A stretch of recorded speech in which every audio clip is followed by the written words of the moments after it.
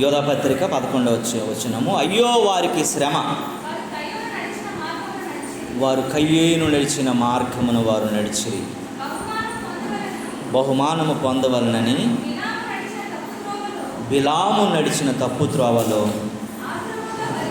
ఆతృతముగా పరిగెత్తిరి.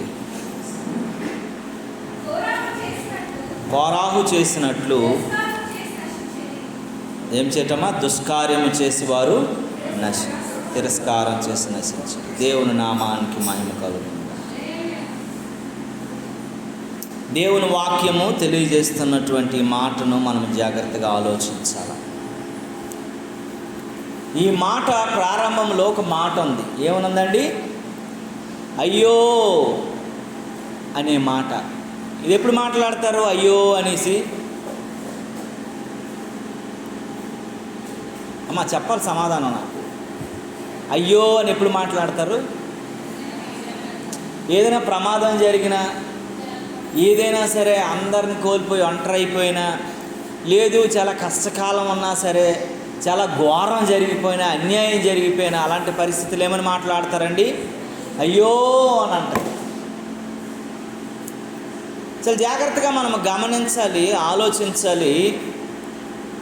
యోధా పత్రిక రాస్తున్నప్పుడు బైబిల్ గ్రంథంలో చివరి పత్రికలలో చివరి పత్రిక అయినటువంటి యోధా పత్రికలో భక్తుడైనటువంటి యోధా పదే సార్లు ఈ మాటలు రాశాడు. ఒకే అధ్యాయం రాశాడు. ఈ ఒకే అధ్యాయంలో కొన్ని వందల భావాలతో కూడినటువంటి మాటలు రాశాడు. ప్రతి మాటలో కొన్ని వందల అర్థాలతో కూడినటువంటి మాటలు రాశాడు. చాలా చక్కటి మాటలు రాశాడు. చాలా మన జీవితాలను కట్టుకోగలిగిన మాటలు రాశాడు. దేవునికి స్తోత్రము కలుగును గాక. అయ్యో వీరికి శ్రమ. ఎవరికి శ్రమ? ఈ ముగ్గురు వ్యక్తులను చూపిస్తూ, ఆ ముగ్గురు వ్యక్తుల్ని ఆ ప్రదేశంలో మెన్షన్ చేస్తూ, పాత నిబంధనలో ఉన్నటువంటి ఆ ముగ్గురిని తీసుకొచ్చి క్రొత్త నిబంధనలో మనకి మళ్ళీ గుర్తు చేస్తూ ఉన్నాడంటే గల కారణం ఏంటంటే, వాళ్ళు ఏదో దేవునికి వ్యతిరేకమైనటువంటి మహాఘోరాన్ని చేసిన వారు అయి ఉండొచ్చు కనుకనే వారిని గుర్తు చేస్తూ, అయ్యో వీరు శ్రమ పొందారు, మీరు అలా ఉండటానికి వీలు లేదు, అలాగా జీవించడానికి వీలు లేదు, వారు చాలా భయంకరమైనటువంటి స్థితిలో ఉన్నవారని తెలియజేస్తూ ఉంది. దేవుని నామానికి మహిమ కలుగునుగా. హల్లెలూయా. ప్రియులారా, దేవుడు యోహాను 3:16 ప్రకారము దేవుడు ప్రేమస్వరూపి, దేవుడు లోకమును ఎంతో ప్రేమించటమే కాకుండా మనందరికీ బదులుగా క్రైదనముగా ఎవరినిచ్చాడండి? లోకంలోనికి మనకు బదులుగా ఆయన కుమారుడిని ఇచ్చాడు. ఆయన పక్షపాతం కలిగిన వాడు కాదు, ఆయన కఠినస్థుడు కాదు, ఆయన స్వలాభి ఆశబోతు కాదు. అయినప్పటికీ కూడాను వీరి జీవితాలలో వీరు పొందినటువంటి దానిని బట్టి ఈ మాట ఆలోచిస్తున్నప్పుడు ఏదో జరిగింది అని మనకు అర్థమవుతుంది. దేవుని నామానికి మహిమ కలుగునుగాక. ఎందుకంటే యోధా పత్రికలో ఇంత బాధాకరమైనటువంటి ఈ మాట వ్రాస్తున్నాడనంటే, ఈ మాట వ్రాస్తున్నప్పుడు, చదువుతున్నప్పుడు, ఈ మాట మరి బోధించబడుతున్నప్పుడు మనం గుర్తు చేసుకోవాల్సింది ఏంటంటే, మన జీవితంలో దేవుడు మనతో కూడా మాట్లాడుతున్నటువంటి సంగతి మన కొరకే మరొక మారు తెలియజేస్తూ ఉన్నాడని గుర్తు చేసుకోగలగాలి. దేవుని నామానికి మహిమ కలుగునుగాక.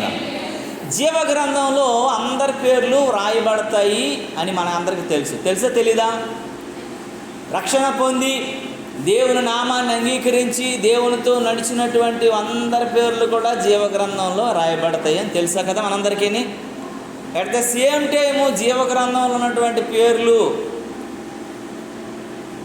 తుడిచివేయబడతాయని కూడా మీకు తెలుసా? అందరికీ ఏం తెలుసు అంటే ఒక యాంగిలే తెలుసు. జీవగ్రంథంలో అందరి పేర్లు రాయబడతాయి, అందరి పేర్లను బట్టి అందరూ జీవగ్రంథంలో ఉంటారు, ప్రభు రాజ్యానికి వెళ్ళిపోతారని అనుకుంటాం. కానీ దేవుని వాక్యం చెబుతున్న మాట ఏంటో తెలుసా? దేవునికి జీవగ్రంథంలో పేర్లు రాయబడ్డమే కాదు, జీవగ్రంథంలో నుంచి దేవుడు కొన్నిసార్లు సరిగా ఉండకపోతే తుడిచేస్తాడు కూడా జ్ఞాపకం చేసుకోగలగాలి. దేవుని నామానికి మహిమ కలుగునుగాక. వీళ్ళు దేవుని రాజ్యంలో దేవుని వారసులుగా ఉండగోరిన మనుషులే కానీ వీరిని దేవుని గ్రంథం నుంచి దేవుడు తుడిచేశాడు. ఒకసారి ఆ మాట కూడా గుర్తు చేసుకుంటూ ముందుకెళ్దాం. నిర్గమాకాండము 32వ అధ్యాయం తెరవండి పిల్లరా. 33, 34 వచనాల్లో ఒక మాట ఉంటుంది, అది చదవండి ఒకసారి. అందుకు యెహోవా, ఎవడు నా ఎదుట పాపము చేసెనో వాని నా గ్రంథము నుండి తుడిచివేయుదును. నీవు వెళ్ళి నేను చెప్పిన ప్రకారం ప్రజలకు నడిపించుము. ఇదిగో నా దూత నీ ముందు వెళ్ళును. నేను వచ్చి ఆ దినము వారి పాపము వారి మీదకు రప్పించినప్పుడు మోషేతో చెప్పాను. దేవునికి స్తోత్రం కలుగునుగాక. మోషే ఇశ్రాయేలీయుల పాపాల నిమిత్తము దేవుడు కఠినమైనటువంటి శిక్షణ తీసుకొస్తున్నప్పుడు వారు దేవునికి వ్యతిరేకులైపోయారు. దేవుని మాటకు లోబడట్లేదు, దేవుని యొక్క మాటకు విధేయత చూపించట్లేదని దేవుడు కోపిస్తున్నప్పుడంట మోషే దేవునితో మాట్లాడుతూ ఒక మాట చెప్పాడు. 32వ వచనంలో ఏమంటాడంటే, అయ్యో నీవు ఇశ్రాయేలు పాపమును ఒకవేళ పరిహరించిన లేని ఎడల నీ గ్రంథము నుండి నా పేరు తుడిచివేయి ప్రభువా అని చెప్పి దేవునికి అడుగుతున్నాడట. ఏమని అడుగుతున్నాడట? ఇశ్రాయేలు నువ్వు చంపేస్తున్నా అంటున్నావు, ఇశ్రాయేలు నువ్వు నాశనం చేస్తున్నా అంటున్నావు, ఇశ్రాయేలుని జీవ గ్రంథంలో లేకుండా చేస్తున్నా అంటున్నావు, ఇశ్రాయేలు అందరినీ కూడా పరలోకంలోకి రాకుండా చేస్తున్నా అంటున్నావు, ప్రభువా వారిని నడిపించమన్నావు, ఐగుప్తు నుండి తీసుకురమ్మన్నావు, ఇన్ని చేసినటువంటి ఈరోజు వాళ్ళు లేకుండా చేస్తానంటే నాకు నచ్చట్లేదు ప్రభువా. ఒకవేళ అదే జరిగి అదే నీ ఉద్దేశం అయితే ముందు నా పేరు తీసేయని అంటున్నాడు ఆయన. 32వ వచనంలో ఏమని రాస్తుందమ్మా? అయ్యో నీవు వారి పాపము అనగా ఇశ్రాయేలీయుల పాపములను పరిహరించి లేని ఎడల నీవు వ్రాసిన నీ గ్రంథము నుండి నా పేరు తుడిచివేయమని దేవుని నాటి కాలు పట్టుకొని బ్రతిమలాడుతున్నాడు. ప్రభువా వారిని రక్షించవా, అయ్యా వారిని ఉంచవా, ప్రభువా వారిని అయినా ఉంచు, వారిని తుడిచేయవద్దు ప్రభువా, చెరిపేయవద్దు ప్రభువా జీవ గ్రంథం. ఒకవేళ అదే జరిగినట్లయితే నా పేరే తీసేనాయనా, వారినే ఉంచి ప్రభు అని మోషే ఏం చేస్తున్నాడట? బ్రతిమాలు కొనుచున్నాడట. దేవుని నామానికి మహిమ కలుగును గాక. హల్లెలూయా, హల్లెలూయా. కనుక దేవుని వాక్యం చెప్తూ ఉంది, దేవుడు ఎవరిని తుడిచేస్తాడంట? దేవుని మాట యెషయా గ్రంథం 66:2 ప్రకారము దేవుని సన్నిధిలో దేవుని మాటకు విధేయత కలిగి ఎవడైతే లోబడతాడో, ఎవడైతే వణుకుతాడో వాడి పేరు మాత్రము దేవుడు తీయుడు అని దేవుని వాక్యం చెప్తోంది. దేవుని నామానికి మహిమ కలుగును గాక. దేవుని వాక్యం తెలియజేస్తున్నటువంటి మాట ఏంటంటే అంటాడు, అవన్నీ నా హస్తకృతములవి, నా వలన కలిగినవి యెహోవా సెలవిచ్చుచున్నాడు. ఎవడు దీనుడై నలిగిన హృదయము గలవాడై నా మాట విని వణుకుచుండెనో వాని నేను దృష్టించుచున్నానని అంటాడు. ఎవడైతే దేవుని మాట వింటాడో, దీనుడై హృదయంలో దృష్టిస్తాడో వాడి మాట్లాడు, వాడు దీనుడై ఉంటాడో వారిని మీద మాత్రమే దృష్టి, అందరి మీద దృష్టి ఉంచడు. అందుకే కయ్యేని మీద, కోరాహు మీద, బిలాము మీద దేవుడు దృష్టి ఉంచడా. బిలాము ఒక పాస్టర్ గారు, ఒక ప్రవక్త, దేవుడైనా సరే దృష్టి ఉంచలా. గొప్ప ప్రసంగాలు చేశాడు, గొప్ప దర్శనాలు చెప్పేవాడు. అందుకే బాలాకు ఎవరిని ఆశ్రయించాడండి? బిలామును ఆశ్రయించాడు. ఇజ్రాయేల్ అందరిని శపించు అని చెప్పేసి వచ్చాడు. అంత గొప్పోడు కాబట్టి వెళ్ళాడు కదండి, అంత గొప్పోడు కాబట్టే వెళ్ళాడు. కానీ దేవుని మాట బిలాము వినలేదు. ఎన్నో గొప్ప బోధలు చేశాడు, ఎన్ని చేసినటువంటి వ్యక్తి కూడా దేవుని మాటకు లోబడలా. చాలా జాగ్రత్తగా మనం గమనించాలి, ఆలోచించాలి. దేవుడంట దేవుని మాట ఎవడైతే లోబడతాడో, నలిగిన హృదయం కలిగి దీనుడు కలిగి ఎవడైతే ఉంటాడో, వణుకుతాడో వారి మీద దృష్టి ఉంచుతాడు తప్ప అందరి మీద ఉంచడు. దేవుని నామానికి మహిమ కలుగునుగా. అయినా దేవుడు ప్రేమస్వరూపి కదండి. మరి ఆదాముని ఎందుకు చంపేయలేదండి? ఆదామును ఎందుకు నాశనం చేయలేదండి? ఆదామును శపించేసి బయటికి తోసేశాడు. కానీ ఇక్కడికి వచ్చేసరికి వీళ్ళు ముగ్గురిని ఎందుకు ఇంత సర్వనాశనం చేసి పడేశాడు దేవుడు అని మనకు అనిపించవచ్చు కదండి. పాపం చేస్తే ఎవడైనా దేవుని దృష్టిలో సమానమే కదా. వీడని వాడని ఉండదు కదా, ఎవడైనా ఒకటే కదా. ఆదికాండం 3వ అధ్యాయం 11, 12 వచనాలు చదివితే అసలు నాకు ఈ ప్రశ్న వచ్చినప్పుడే నాకు అనిపించింది, నిజమే కదా, ఆదాము ఇంత గొప్పోడు కదా, ఇంత దేవుని మాటను ఉల్లంఘించాడు, కానీ ఆదాముకి ఎందుకు రాయకుండా కోరాహుకి, కయ్యేనుకి, బిల్లాము పేర్లు రాశారు, కానీ ఆదాం పేరు ఎందుకు రాయలేదు? మొదట పాపం చేసినోడు కదా, ఆజ్ఞను అతిక్రమించినోడు కదా, తప్పు చేసినోడు కదా, దేవుని యొక్క మాటకు విధేయత చూపించలేదు కదా, బహిష్కరించబడ్డాడు కదా, ఎందుకు అలా ఉన్నాడు అనేటువంటి ఆలోచన నాకు కలిగింది. దేవునికి స్తోత్రం కలుగును గాక. ఈ మాటలో ఒకసారి చూస్తే దేవుని వాక్యం చెప్తోంది. 2వ అధ్యాయం 3వ అధ్యాయము 11-12 వచనాల్లో అంటున్నాడు, అందుకైన దిగంబరవని నీకు తెలియజెప్పువాడు ఎవడు? నీవు తినకూడదని నీకు ఆజ్ఞాపించిన వృక్ష ఫలములను తింటివా అని అడిగాను. అందుకు ఆదాము, నాతో నుండుటకు నీవు నాకు ఇచ్చిన ఈ స్త్రీయే ఈ వృక్ష ఫలమును కొని నాకు ఇయ్యగా నేను తింటిని అని అన్నాడు. అంటే ఆదాముగా పాపము చేయలేదు. ఆదాము సొంత పాపముగా చేయలేదండి. ఆదాము సొంత ఆలోచనతో పాపము చేయలేదు. ఆదాము తన మనసులో పుట్టి పాపము చేయలేదంట. ఆదాము ఎవరు చేశారటండి? ఈ స్త్రీ పాపం చేసింది, నాకు ఇస్తే నేను తిన్నాను. అంటే ఈయనకు ఓనుగా వచ్చినటువంటి పాపము కాదు, ఈయన మనసులో పుట్టిన పాపము కాదు, ఈ హృదయ కల్వికలలో వచ్చిన పాపము కాదు, ఈయన చేయాలన్నటువంటి దురుద్దేశంతో కలిగిన పాపము కాదు, పక్కన ఉన్నటువంటి వ్యక్తి చెబితే చేసినటువంటి పాపము. దేవునికి స్తోత్రము కలుగునుగాక. అందులోనే 17వ వచనంలో ఒక మాట ఉంటుంది చూడండి. అక్కడ అంటాడు, ఆయన ఆదాముతో నీవు నీ భార్య మాట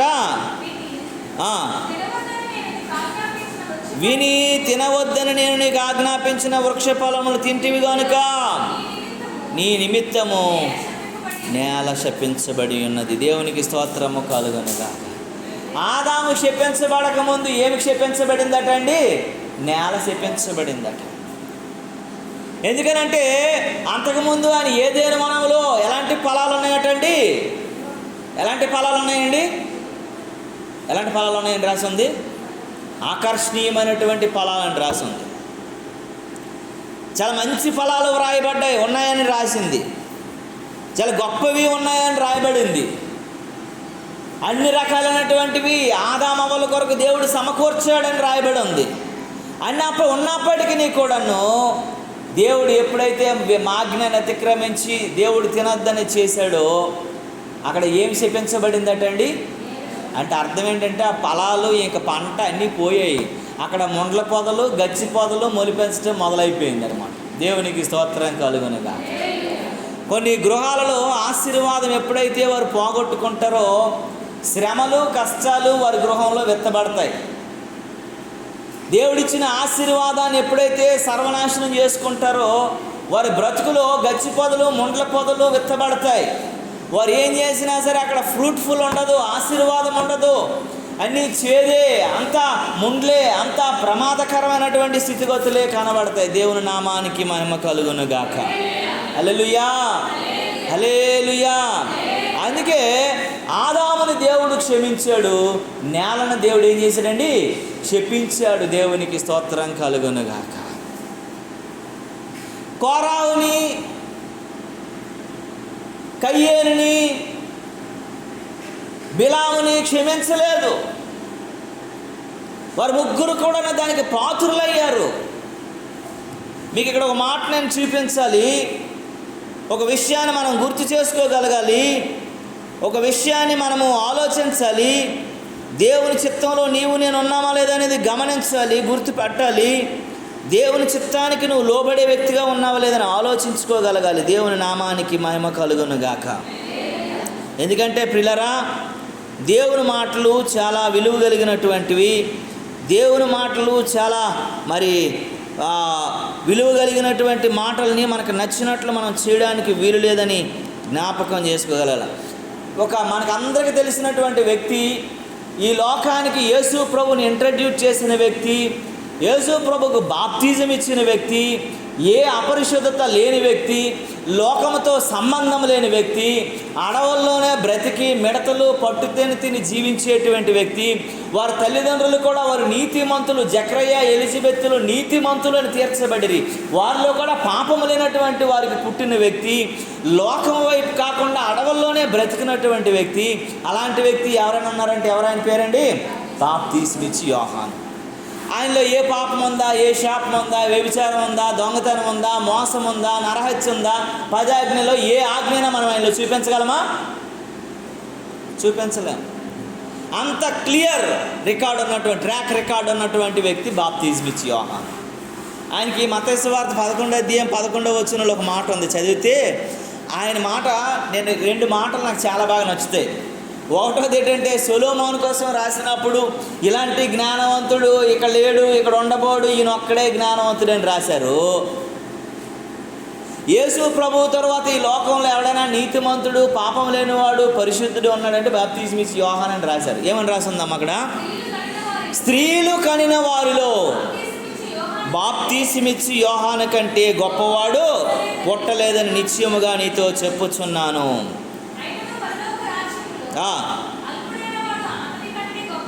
దేవునికి స్తోత్రము కలుగునుగాక. ఈ మాట చదివినప్పుడు నా గుండెకే బద్దలైపోయింది. స్త్రీలు కనిన వారిలో బాప్తిజం ఇచ్చున్న యోహాను కంటే ఎవ్వడు గొప్పోడు లేడంట.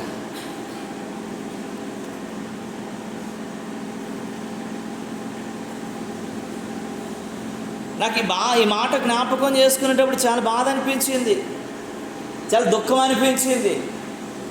ఎంత పవర్ఫుల్ వ్యక్తి అండి. ప్రపంచంలో 6.7 బిలియన్స్ పీపుల్ ఇన్ వరల్డ్, 670 కోట్ల మంది ప్రజలు ఉన్నటువంటి ప్రపంచంలో యోహాను లాంటి పరిశుద్ధుడు, నీతిమంతుడు, ఉన్నతమైన వాడు, బుద్ధివంతుడు, పాపము లేనివాడు, పరిశుద్ధుడు ఎప్పుడు లేడంట.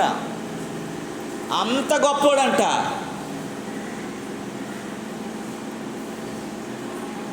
మత్తయి సువార్త 5వ అధ్యాయంకి వచ్చేసరికి ఆయన ఈ మాట తీసి మీరు ఉంచండి, నేను చెప్తాను కొన్ని మాటలు. అతను ఎలాంటివాడనంటండి, ఎలాంటి గొప్పోడంటండి, యేసు ప్రభువుకి ఆయనే బాప్తిజం ఇచ్చాడు. యేసు ప్రభు ఆయనే ఏమని చెప్పాడండి, ఏమని చెప్పుకొచ్చాడు అమ్మా?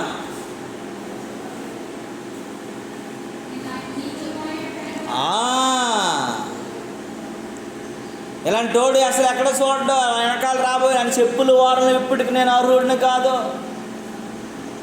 పాపిష్టి జనమా రండి బాప్తిజం పొందండి అని చెప్పినప్పుడు యేసు ప్రభు కూడా వచ్చి ఆయన చేతులారా బాప్తిజం పొందాడు. అంత గొప్ప వ్యక్తి. హేరోదు రాజు భార్య, హేరోదు రాజు పిలిపించాడు యోహాను గారిని. పిలిపించినప్పుడు నా కోసం ఏమనుకుంటున్నావు అని అడిగితే, నువ్వు భ్రష్టుడివి, నువ్వు యాదవి, నువ్వు పనికిరానోడివి, నీ కొరకు ఏముందిరా చెప్పుకోవడానికి, నువ్వు ఇంత నీచుడు ఎవడో లేడని చెప్పాడు. అందుకే అతను హేరోదు భార్య వారవలేక ఈయన పీకను కట్ చేసడం కోసము ఏం చేసిందండి, నియమాన్ని పంపించింది. దేవుని కొరకు ఎంతో నిలవబడినటువంటి వ్యక్తి. మత్తయి సువార్త 5వ అధ్యాయం 19 ఒకసారి చదివితే, ఇంత గొప్పోడు, ఇంత పరిశుద్ధుడు, ఇంత ఉన్నతమైనవాడు, ఇంత గొప్ప వ్యక్తి ఏమైపోయాడండి. కాబట్టి ఈ ఆజ్ఞలలో మిలికి అపలమైనది ఒకటైనను మీరు మనుషులకు అలాగునే చేయు బోధించువాడెవడో వాడు పరలోక రాజ్యంలో మిగులు అల్పుడు. అయితే వాటిని గైకొని బోధించువాడు వాడు పరలోక రాజ్యంలో గొప్పవాడు అనబడు. ఇంత గొప్పోడంట. మనము 2 మాటల్లో మత్తయి సువార్త 11లో కూడా చదువుకుంటే కింద అంటాడు, ఆయన పరలోక రాజ్యంలో అల్పుడైనటువంటి వాడు. చూసారా, అల్పుడైన వాడు అంతకంటే గొప్పవాడంట. దేవునికి స్తోత్రము కలుగునుగాక. ఎవడైతే పరలోక రాజ్యంలో పనికి మాలినోడు ఉన్నాడో, ఎవడైతే పరలోక రాజ్యంలో విలువ తక్కువడు ఉన్నాడో, ఎవడైతే లాస్ట్ బెంచీలో ఉన్నాడో ఆడికంటే బాప్తిజం ఇచ్చే యోహాను అల్పుడంట. ఆడికంటే బాప్తిజం ఇచ్చే యోహాను వెనకబడిన వాడంట. ఆడికంటే బాప్తిజం ఇచ్చే యోహాను చాలా తక్కువ వాడంట.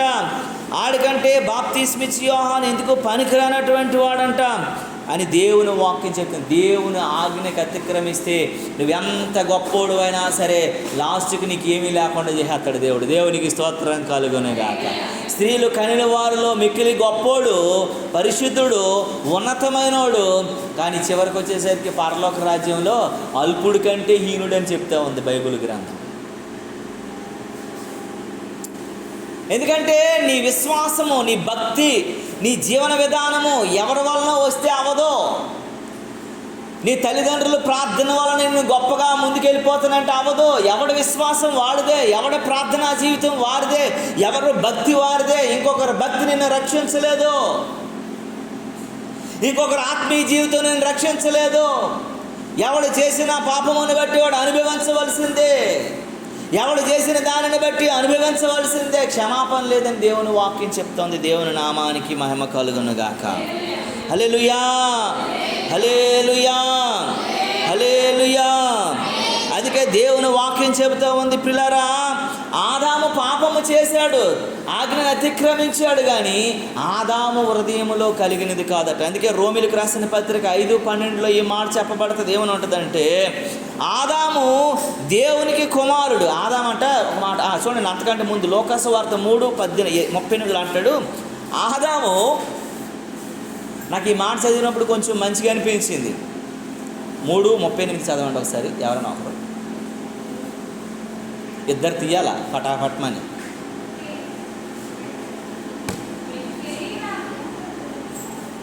అక్కడ ఏమని ఉందంటే, ఆదాము దేవుని కుమారుడు అని రాశాం.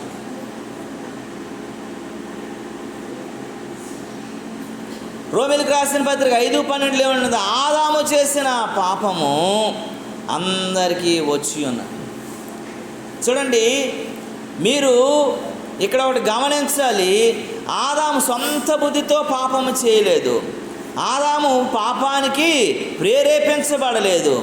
పాపము దైవ వ్యతిరేకంగా ఉన్నది కాబట్టి తన హృదయంలో ఆదాము చేసినటువంటి పాపం ఎక్కడా పుట్టలేదని దేవుని వాక్యం చెప్తుంది. ఆదాము తన హృదయం నుండి వచ్చినటువంటి పాపము కాదు. అందుకే ఆదాము దేవుని కుమారుడు. అవ్వ ఎక్కడైనా దేవుని కుమార్తె అని రాసి ఉందండి బైబిల్లో? ఆమె చేసిన పాపాన్ని బట్టి ఆదాముని బహిష్కరించబడిన, శపించబడిన ఎన్ని జరిగినా సరే ఆదాము దేవుని కుమారుడు అని ఉంది. కానీ అవ్వ ఎక్కడ కూడాను, నేను చదివినటువంటి 66 పుస్తకాలు ఎక్కడ కూడాను దేవుని కుమార్తె అని రాయబడలేదు. కారణం ఏంటంటే, ఆమె చేసింది, ఆయన సొంతంగా ఆమె పాపము చేసింది, ఆయన హృదయంలో నచ్చింది. ఒక్క నిమిషం ఆగి, ఆదాము అక్కడ లేనప్పుడు ఈ యొక్క దుష్టుడు వచ్చేసినప్పుడు వెంటనే పరిగెత్తి ఆదాము దగ్గరికి వెళ్ళి, ఏమండి ఒక బాబు ఒక్క నిమిషం ఉండు, ఆదాముని పిలుచుకొస్తాను అని చెప్పేసి ఒక మాట అంటే, ఒకవేళ తప్పు పాపము చేయకుండా ఉండునేమో. లేదు మా దేవుడు ఒప్పుకోడని చెప్పి ఆదాము చెప్పుండేమో. లేకపోతే ఉండు బాబు మా దేవుడు వస్తాడు, ప్రతిరోజు దేవునితో ఏం చేసుకునేవారు అంటే చల్లపూట కలుసుకుండేవారు, ఆస్వాదించేవారు, మాట్లాడేవారు. కానీ ఇంత క్లోజ్నెస్ ఉండి, ఇంత రిలేషన్ మెయింటైన్ చేసి, ఇంత ఆధ్యాత్మికంగా బ్రతికిన వారిలో దుష్టుడు ఎలాగైనా ప్రేరేపించగలడు. దేవునికి స్తోత్రం కలుగునుగా.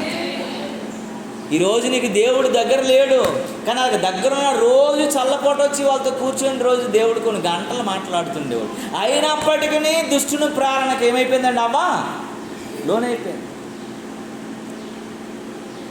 దుష్టుడు ఎలాంటి వాడనంటే ఎవరినైనా మార్చేయగలడు, ఎవరికైనా ఆశ చూపించగలడు, ఎవరికైనా మోసపరచగలడు, ఎవరినైనా దుష్టత్వంలో పడేయగలడు. వాడి ఆలోచన అలాంటిది కనుకనే వారు ఎలాగైపోయారు. బాప్తిజం ఇచ్చి యోహాను స్త్రీల కనిన వారిలో గొప్పోడు, పరలోక రాజ్యంలో అల్పుడైపోయాడు. చూసారా ఎంత భయంకరమైనటువంటి సంగతి. ఈ లోకంలో గొప్పగా ఎదిగాడు, పరలోకంలో అంతకంతకు ఏమైపోయాడండి, దిగజారిపోయిన స్థితి వచ్చేసింది. నేను మనం జ్ఞాపకం చేసుకోగలగాల. చాలాసార్లు దేవుని రక్తంతో బిజినెస్ చేయడానికి ఇష్టపడకూడదు. దేవుని రక్తం అందరి కొరకు క్రయధనముగా దేవుని రక్తం ఏమైంది, లోకంలో చిందించబడింది. నేను రక్తం చేత కడగబడ్డాను కదా, నాకు నచ్చినట్లు బ్రతుకుతాననేటువంటి బిజినెస్ చేస్తే, పాపానికి దాసుడు అయిపోతే, దాసురాలు అయిపోతే, దేవుడు ఇష్టపడ్డని దేవుని వాక్యం హెచ్చరిస్తూనే ఉంది. దేవుని నామానికి మహిమ కలుగునుగా. తిమోతికు రాసినటువంటి మొదటి పత్రిక చూడండి ప్రియులారా, తిమోతికు రాసినటువంటి మొదటి పత్రిక చూడండి. తిమోతికు రాసిన మొదటి పత్రిక 2వ అధ్యాయము, తిమోతికు రాసిన మొదటి పత్రిక 2వ అధ్యాయము 13వ వచనాన్ని మనము జ్ఞాపకం చేసుకుంటే, మొదట ఆదాము తరువాత అవ్వను నిర్మించబడిన కారా, మరియు ఆదాము మోసపరచబడలేదు కానీ స్త్రీ మోసపరచబడి అపరాధములో పడిన. దేవునికి స్తోత్రము కలుగును గాక. ఆదాము మోసపరచబడలేదంట. సైతానుగాడు ఏదైనా వనంలోనికి వచ్చాడు, కానీ ఆదాము మోసపరచబడలేదు. అవ్వ మాత్రం ఏమైందండి? చోటు నువ్వు ఇస్తే మోసపరచబడతావు. నువ్వు చోటు ఇవ్వక ముందే ఆలోచించాలి. ఎరా నువ్వెవడమో నాకు తెలియదు, సర్వోన్నతుడైన దేవుడు నాతో ఉన్నాడు, నేను ఆయనతో సహవాసంలో ఉన్నాను, నాకంటూ ఒక భక్తి, ఒక భావజాలం, ఒక దేవుని మాట, ఒక దేవుని నడిపింపు ఉంది. నువ్వెవడవో తెలియదని దుష్టునికి చోటు ఇవ్వలేనటువంటి భక్తిలో నువ్వు ముందుకు కొనసాగితే నీ బ్రతుకు గొప్ప ఆశీర్వాదకరంగా ఉంటుంది. చూడండి, అక్కడ అంటాడు, మొదటి ఆదాము తరువాత అవ్వ నిర్మించబడిరు, కానీ ఆదాము మోసపరచబడలేదు కానీ స్త్రీ మోసపరచబడింది, అపరాధంలో పడిను. దేవునికి స్తోత్రము కలుగును గాక. 15వ వాక్యంలో చెప్తున్న మాట ఏంటంటే, శిశు ప్రసూతి ద్వారా ఆమె రక్షించబడును దేవుడు. అంటే శిశు ప్రసూతి అంటే యేసు ప్రభు ద్వారా ఈ లోకంలోనికి వచ్చినప్పుడు, యేసు ప్రభు ప్రసవించబడిన తర్వాత, యేసు ప్రభు ఈ లోకంలో ఉద్భవించిన తర్వాత ఆమెకు రక్షణ కలుగుతుంది. మొదటి ఆదాము వలన కలిగిన పాపాన్ని తుడిచిపెట్టాలి, దాని నుంచి విడుదల కలగాలంటే కడపటి ఆదామని యేసు ప్రభు వస్తే తప్ప ఈ లోకంలో జరగదని 15వ వచనంలో ఆ మాట రాసింది కదండి. ఏమని ఉందమ్మా? ఆయనను స్వబుద్ధి కలిగి విశ్వాస ప్రేమ పరిశుద్ధతలు యందు నిలకడగా ఉండని ఎడల అలా ఉంటాడు. భక్తితో ఉంటే, భక్తిభావంతో ఉంటే, పరిశుద్ధతలో ఉంటే,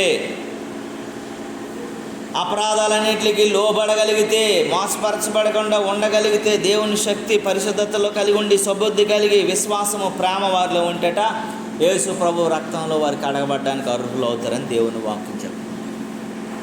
ఇదంతా చెప్పిందంటే ఇంట్రడక్షనే, వాక్యంలోకి వెళ్ళలేదు. టైం చాలా తక్కువ ఉంది మనకి. ఎందుకంటే పాపం అనేది మనిషిని ఏం చేస్తుందంటే వీడవబడి, మరల కొల్పబడి, నాశనానికి ఏదో రకంగా దిగజార్చాలని ఉంటుంది. ఆదాము పాపము చేయలేదు, కానీ అవ్వ సాతానుడికి లోబడిపోయింది, మోసపరచబడింది.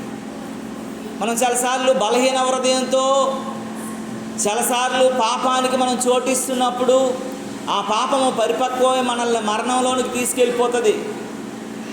అందుకే అవ్వ దేవుని కుమార్తె కాలేకపోయిందని దేవుని వాక్యం చెప్తోంది, ఎక్కడ రాయబడలేదు. మళ్ళీ యేసు ప్రభు వచ్చినంత వరకు ఆమెకు పరలోకపు మార్గాలు లేవు అని దేవుని వాక్యం చెప్తా ఉంది. కానీ ఇక్కడ వీళ్ళ ముగ్గురిని మనము జ్ఞాపకం చేసుకుంటే, అయ్యో వీరికి శ్రమ శ్రమ శ్రమ.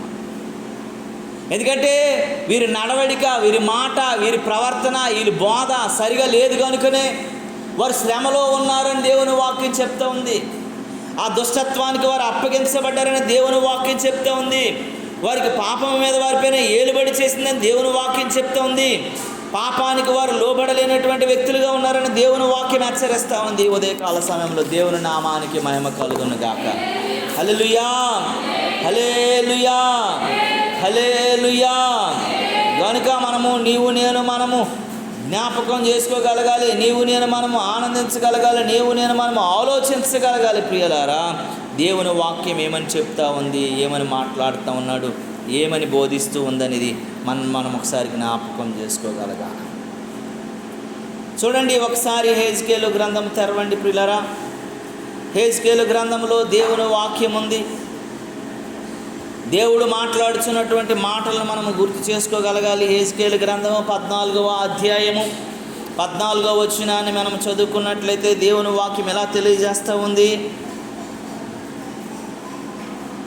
హెజ్కేలు గ్రంథము 14వ అధ్యాయము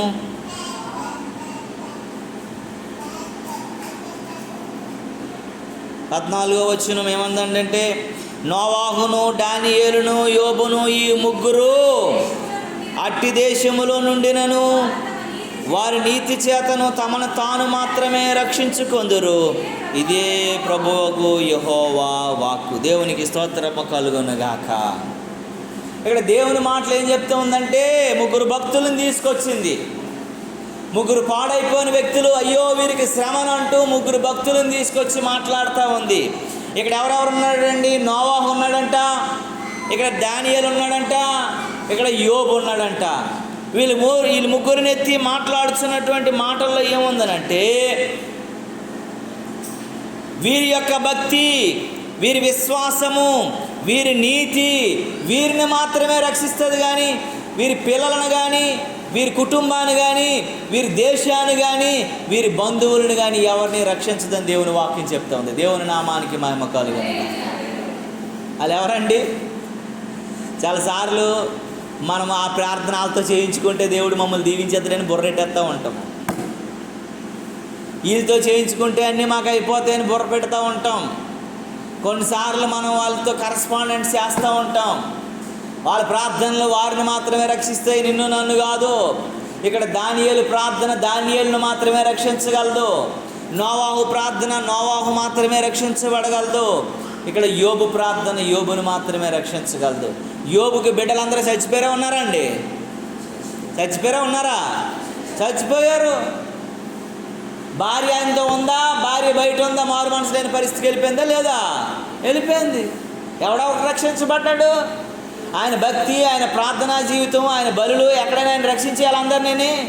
ఎవడి విశ్వాసం వారిని రక్షిస్తుంది. అందుకే యోబును మాత్రమే దేవుడు ఉంచాడు. దేవునికి స్తోత్రం కలుగును. దానియేలుని బట్టి దానియేలు కుటుంబం రక్షించబడదు. దానియేలు మాత్రమే సింహభవనంలో రక్షించబడ్డాడు తప్ప ఇంకెవరు రక్షించబడలేదు. దేవునికి స్తోత్రం కలుగును గాక. నోవాహు కుటుంబము కలిపి పని చేశారు కాబట్టి నోవాహు కుటుంబము రక్షించబడింది. దేవునికి స్తోత్రము కలుగును గాక.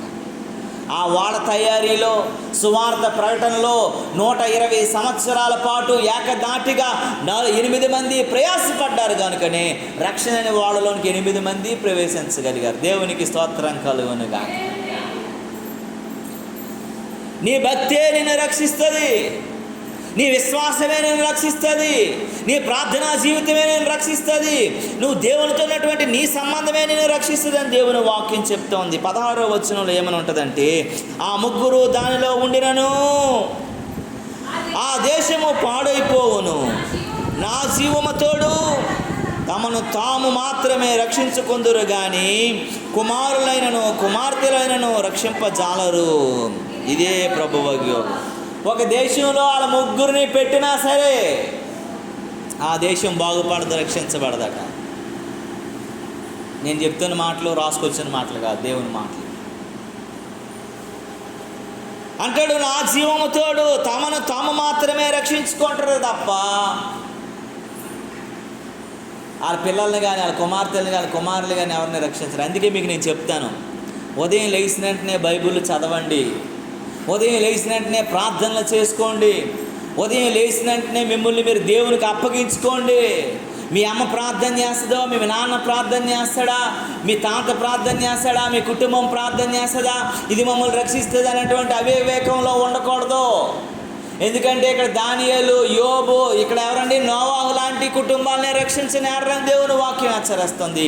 ఎవడి వ్యక్తిగత ప్రార్థన, ఎవడి వ్యక్తిగత భక్తిగల జీవితము, ఎవడి నీతి వాడిని మాత్రమే రక్షిస్తుంది తప్ప ఎవరిని పడితే వాడిని రక్షించదని గుర్తు చేసుకోగలగాలి. నేను రోజు నెత్తికొట్టుకుంటూ ఉంటుంది. ప్రతిరోజు మీరు ప్రార్థన చేసుకోండి, ప్రతిరోజు మీరు వాక్యం చదవండి, ప్రతిరోజు మీరు దేవునితో బ్రతకండి, దేవునితో సమానం, దేవునితో సహవాసం, దేవునితో సందగ్ధములో మీరు ఉండండి. మీ కష్టం వస్తే దేవుణ్ణి అడగండి, మీ యొక్క ఆనందాన్ని దేవునితో పంచుకోండి, దేవునితో సహానుభవంలో నడవండి. అప్పుడు దేవుడు కావలసిన సమస్తాన్ని దేవుడు అనుగ్రహిస్తాడని దేవుని వాక్యం చెప్తుంది. చాలాసార్లు మీకు అనిపించుకోవచ్చు, మా అమ్మ కోసం ప్రార్థన చేస్తాం, మా నాన్న కోసం. యోబు కూడా ఆ పిల్లల కోసం ఏం చేశాడు? బలి ఇచ్చాడా లేదండి? ప్రతిరోజు బలి ఇచ్చాడు. ఆ బలి వారిని రక్షించిందా? రక్షించలేదా? రక్షించలేదు. ఎవడి భక్తి వాడిదే, ఎవడి విశ్వాసం వారిదే, ఎవరి ప్రార్థనా జీవితం వారిదే, ఎవరితో దేవునికి ఉన్న రిలేషన్ వారిదే అని దేవుని వాక్యం చెబుతుంది. దేవుని నామానికి మహిమ కలుగును గాక. 18వ వచనంలో దేవుడు అంటాడు, ఆ ముగ్గురు దానిలో ఉన్నను నా జీవముతోడు తమను తమ మాత్రమే రక్షించుకొందురు, కుమారునైనను కుమార్తెలనైనను రక్షింపజాలరు. ఇది ప్రభు రెండోసారి రాశాడు ఈ మాట. మళ్ళీ చూసారా? 16లో అదే ఉంది, 18లో కూడా అదే ఉంది. ఒకే మాట 2 సార్లు రాశారంటే అర్థం ఏంటి? మనం మార్కెట్కి వెళ్ళినప్పుడు ఇది మాత్రం మర్చిపోక, ఇది మాత్రం మర్చిపోక, ఇది కంపల్సరీగా తేవాలని చెప్పేసి 10 సార్లు ఆ వ్యక్తికి మనం చెప్పామంటే అర్థం ఏంటి? దానికి ఉన్నటువంటి ఇంపార్టెన్స్ అంత ఎక్కువ ఉందండి. కొంతమంది ఏంటి తెలుసా, వాళ్ళకి అవసరమైన జీడిపప్పు అనుకోండి, రోజు తినే మనుషులు అనుకోండి, 10 పైసలు అదే గుర్తు చేస్తూ ఉంటారు. జీడిపప్పు మర్చిపోక అది మాత్రం తీసుకొచ్చని అంటారు. ఇక్కడ దేవుడు మళ్ళీ 16వ వచనంలో గుర్తు చేసే మాట పక్కనే ఒక వచనం ఆపి మళ్ళీ ఇంకో వచనంలో గుర్తు చేశాడంటే మనం ఇది చాలా జాగ్రత్త అని గుర్తు చేసుకోగలగాల. దేవునికి స్తోత్రము కలుగునుగాక. హల్లెలూయా, హల్లెలూయా. కనుక ప్రియమైనటువంటి దేవుని బిడ్డలారా, నీవు నేను మనము జ్ఞాపకం చేసుకోవలసినటువంటి చాలా విషయాలు ఉన్నాయి. ఆ ముగ్గురు దానిలో ఉన్న నా జీవము తోడు తమ మాత్రమే రక్షించుకుంటారు. కుమారుల్ని ఎవడు కూడా రక్షింపచాలట.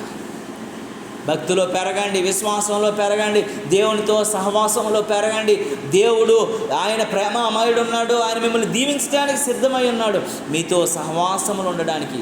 దుష్టుడితో మనం సహవాసం చేయకూడదు. చెత్త ఫ్రెండ్స్తో మనం సహవాసం చేయకూడదు. తంతరగొట్టేవాడు మన కొంప ముంచేస్తాడు, అలాంటి వాళ్ళతో కాకుండా దేవుడిని నువ్వు ఫ్రెండ్ చేసుకో. దేవునితో సహవాసం చేయి. నువ్వు పాపంలోకి వెళ్ళవు, శాపంలోకి వెళ్ళవు, నరకంలోకి వెళ్ళవు. పరలోక రాజ్యాన్ని సొంతం చేసుకోవటమే కాదు, పరలోక రాజ్యంలోని దీవెనలన్నీ సొంతం చేసుకుంటావు. దేవునికి స్తోత్రం కలుగునుగాక. దుష్టుడు కొన్నిసార్లు మన స్నేహితుడు రూపంలో వస్తాడు. స్నేహితుడి రూపంలో వస్తాడు, మనల్ని మోసంలో దించేస్తాడు. సర్పం రూపంలో అవ్వ దగ్గరికి వచ్చి, అవ్వకు బుద్ధి లేదు కాబట్టి అవ్వ వినేసింది, లోబడిపోయింది. అవ్వ అందుకే శాపంతో నిండిపోయింది. అవ్వకు వచ్చినటువంటి ఏంటో తెలుసా? అవ్వకు వచ్చినటువంటి ప్రాయశ్చిత్తం ఏంటో తెలుసా? అవ్వకు వచ్చినటువంటి పరిస్థితి ఏంటో తెలుసా? అవ్వకు వచ్చినటువంటి స్థితి ఏంటో తెలుసా?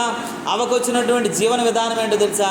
ఈరోజు ప్రతి తల్లి అనుభవిస్తున్నటువంటి ఆ పురుటి నొప్పులు దేవుని ద్వారా ప్రాప్తించినటువంటి శాపం అని గుర్తు చేసుకోవాలి. అవ్వకేమన్నాడంటే దేవుడు, నీవు ప్రసవ వేదన పడతావు. దేవుడు అది లేకుండా చేయలేడా? ప్రసవ వేదన లేకుండా ఇన్ని చేయగలిగినోడా? చేయలేడండి. చేయగలడు. కానీ ఆమె చేసిన శాపానికి, తప్పుకి అది అనుభవించాలి కాబట్టి అది ఉంది. చూడండి, ఇదే యెహెజ్కేలు గ్రంథం 18వ అధ్యాయంలో ఒక మాట ఉంటుంది. చూడండి పిల్లరా, 18వ అధ్యాయం 18వ వచనాన్ని చదవండి. 18వ అధ్యాయం 4వ వచనాన్ని చదవండి. మనుషులందరూ నా వశములో ఉన్నారు, తండ్రులేమి కుమారులేమి అందరూ నా వశములో ఉన్నారు. పాపము చేయువాడెవడో వాడే మరణమునందును. దేవునికి స్తోత్రము కలుగునుగాక. పాపము చేయవాడు అందరూ దేవుని వశములో ఉన్నారట, అందరూ దేవుని చిత్తంలో ఉన్నారట. పాపము చేయువాడెవడో వాడు మాత్రమే మరణమంతుడు. నువ్వు దేవునితో సహవాసం కలిగి ఉంటే నీకు నిత్య జీవమే.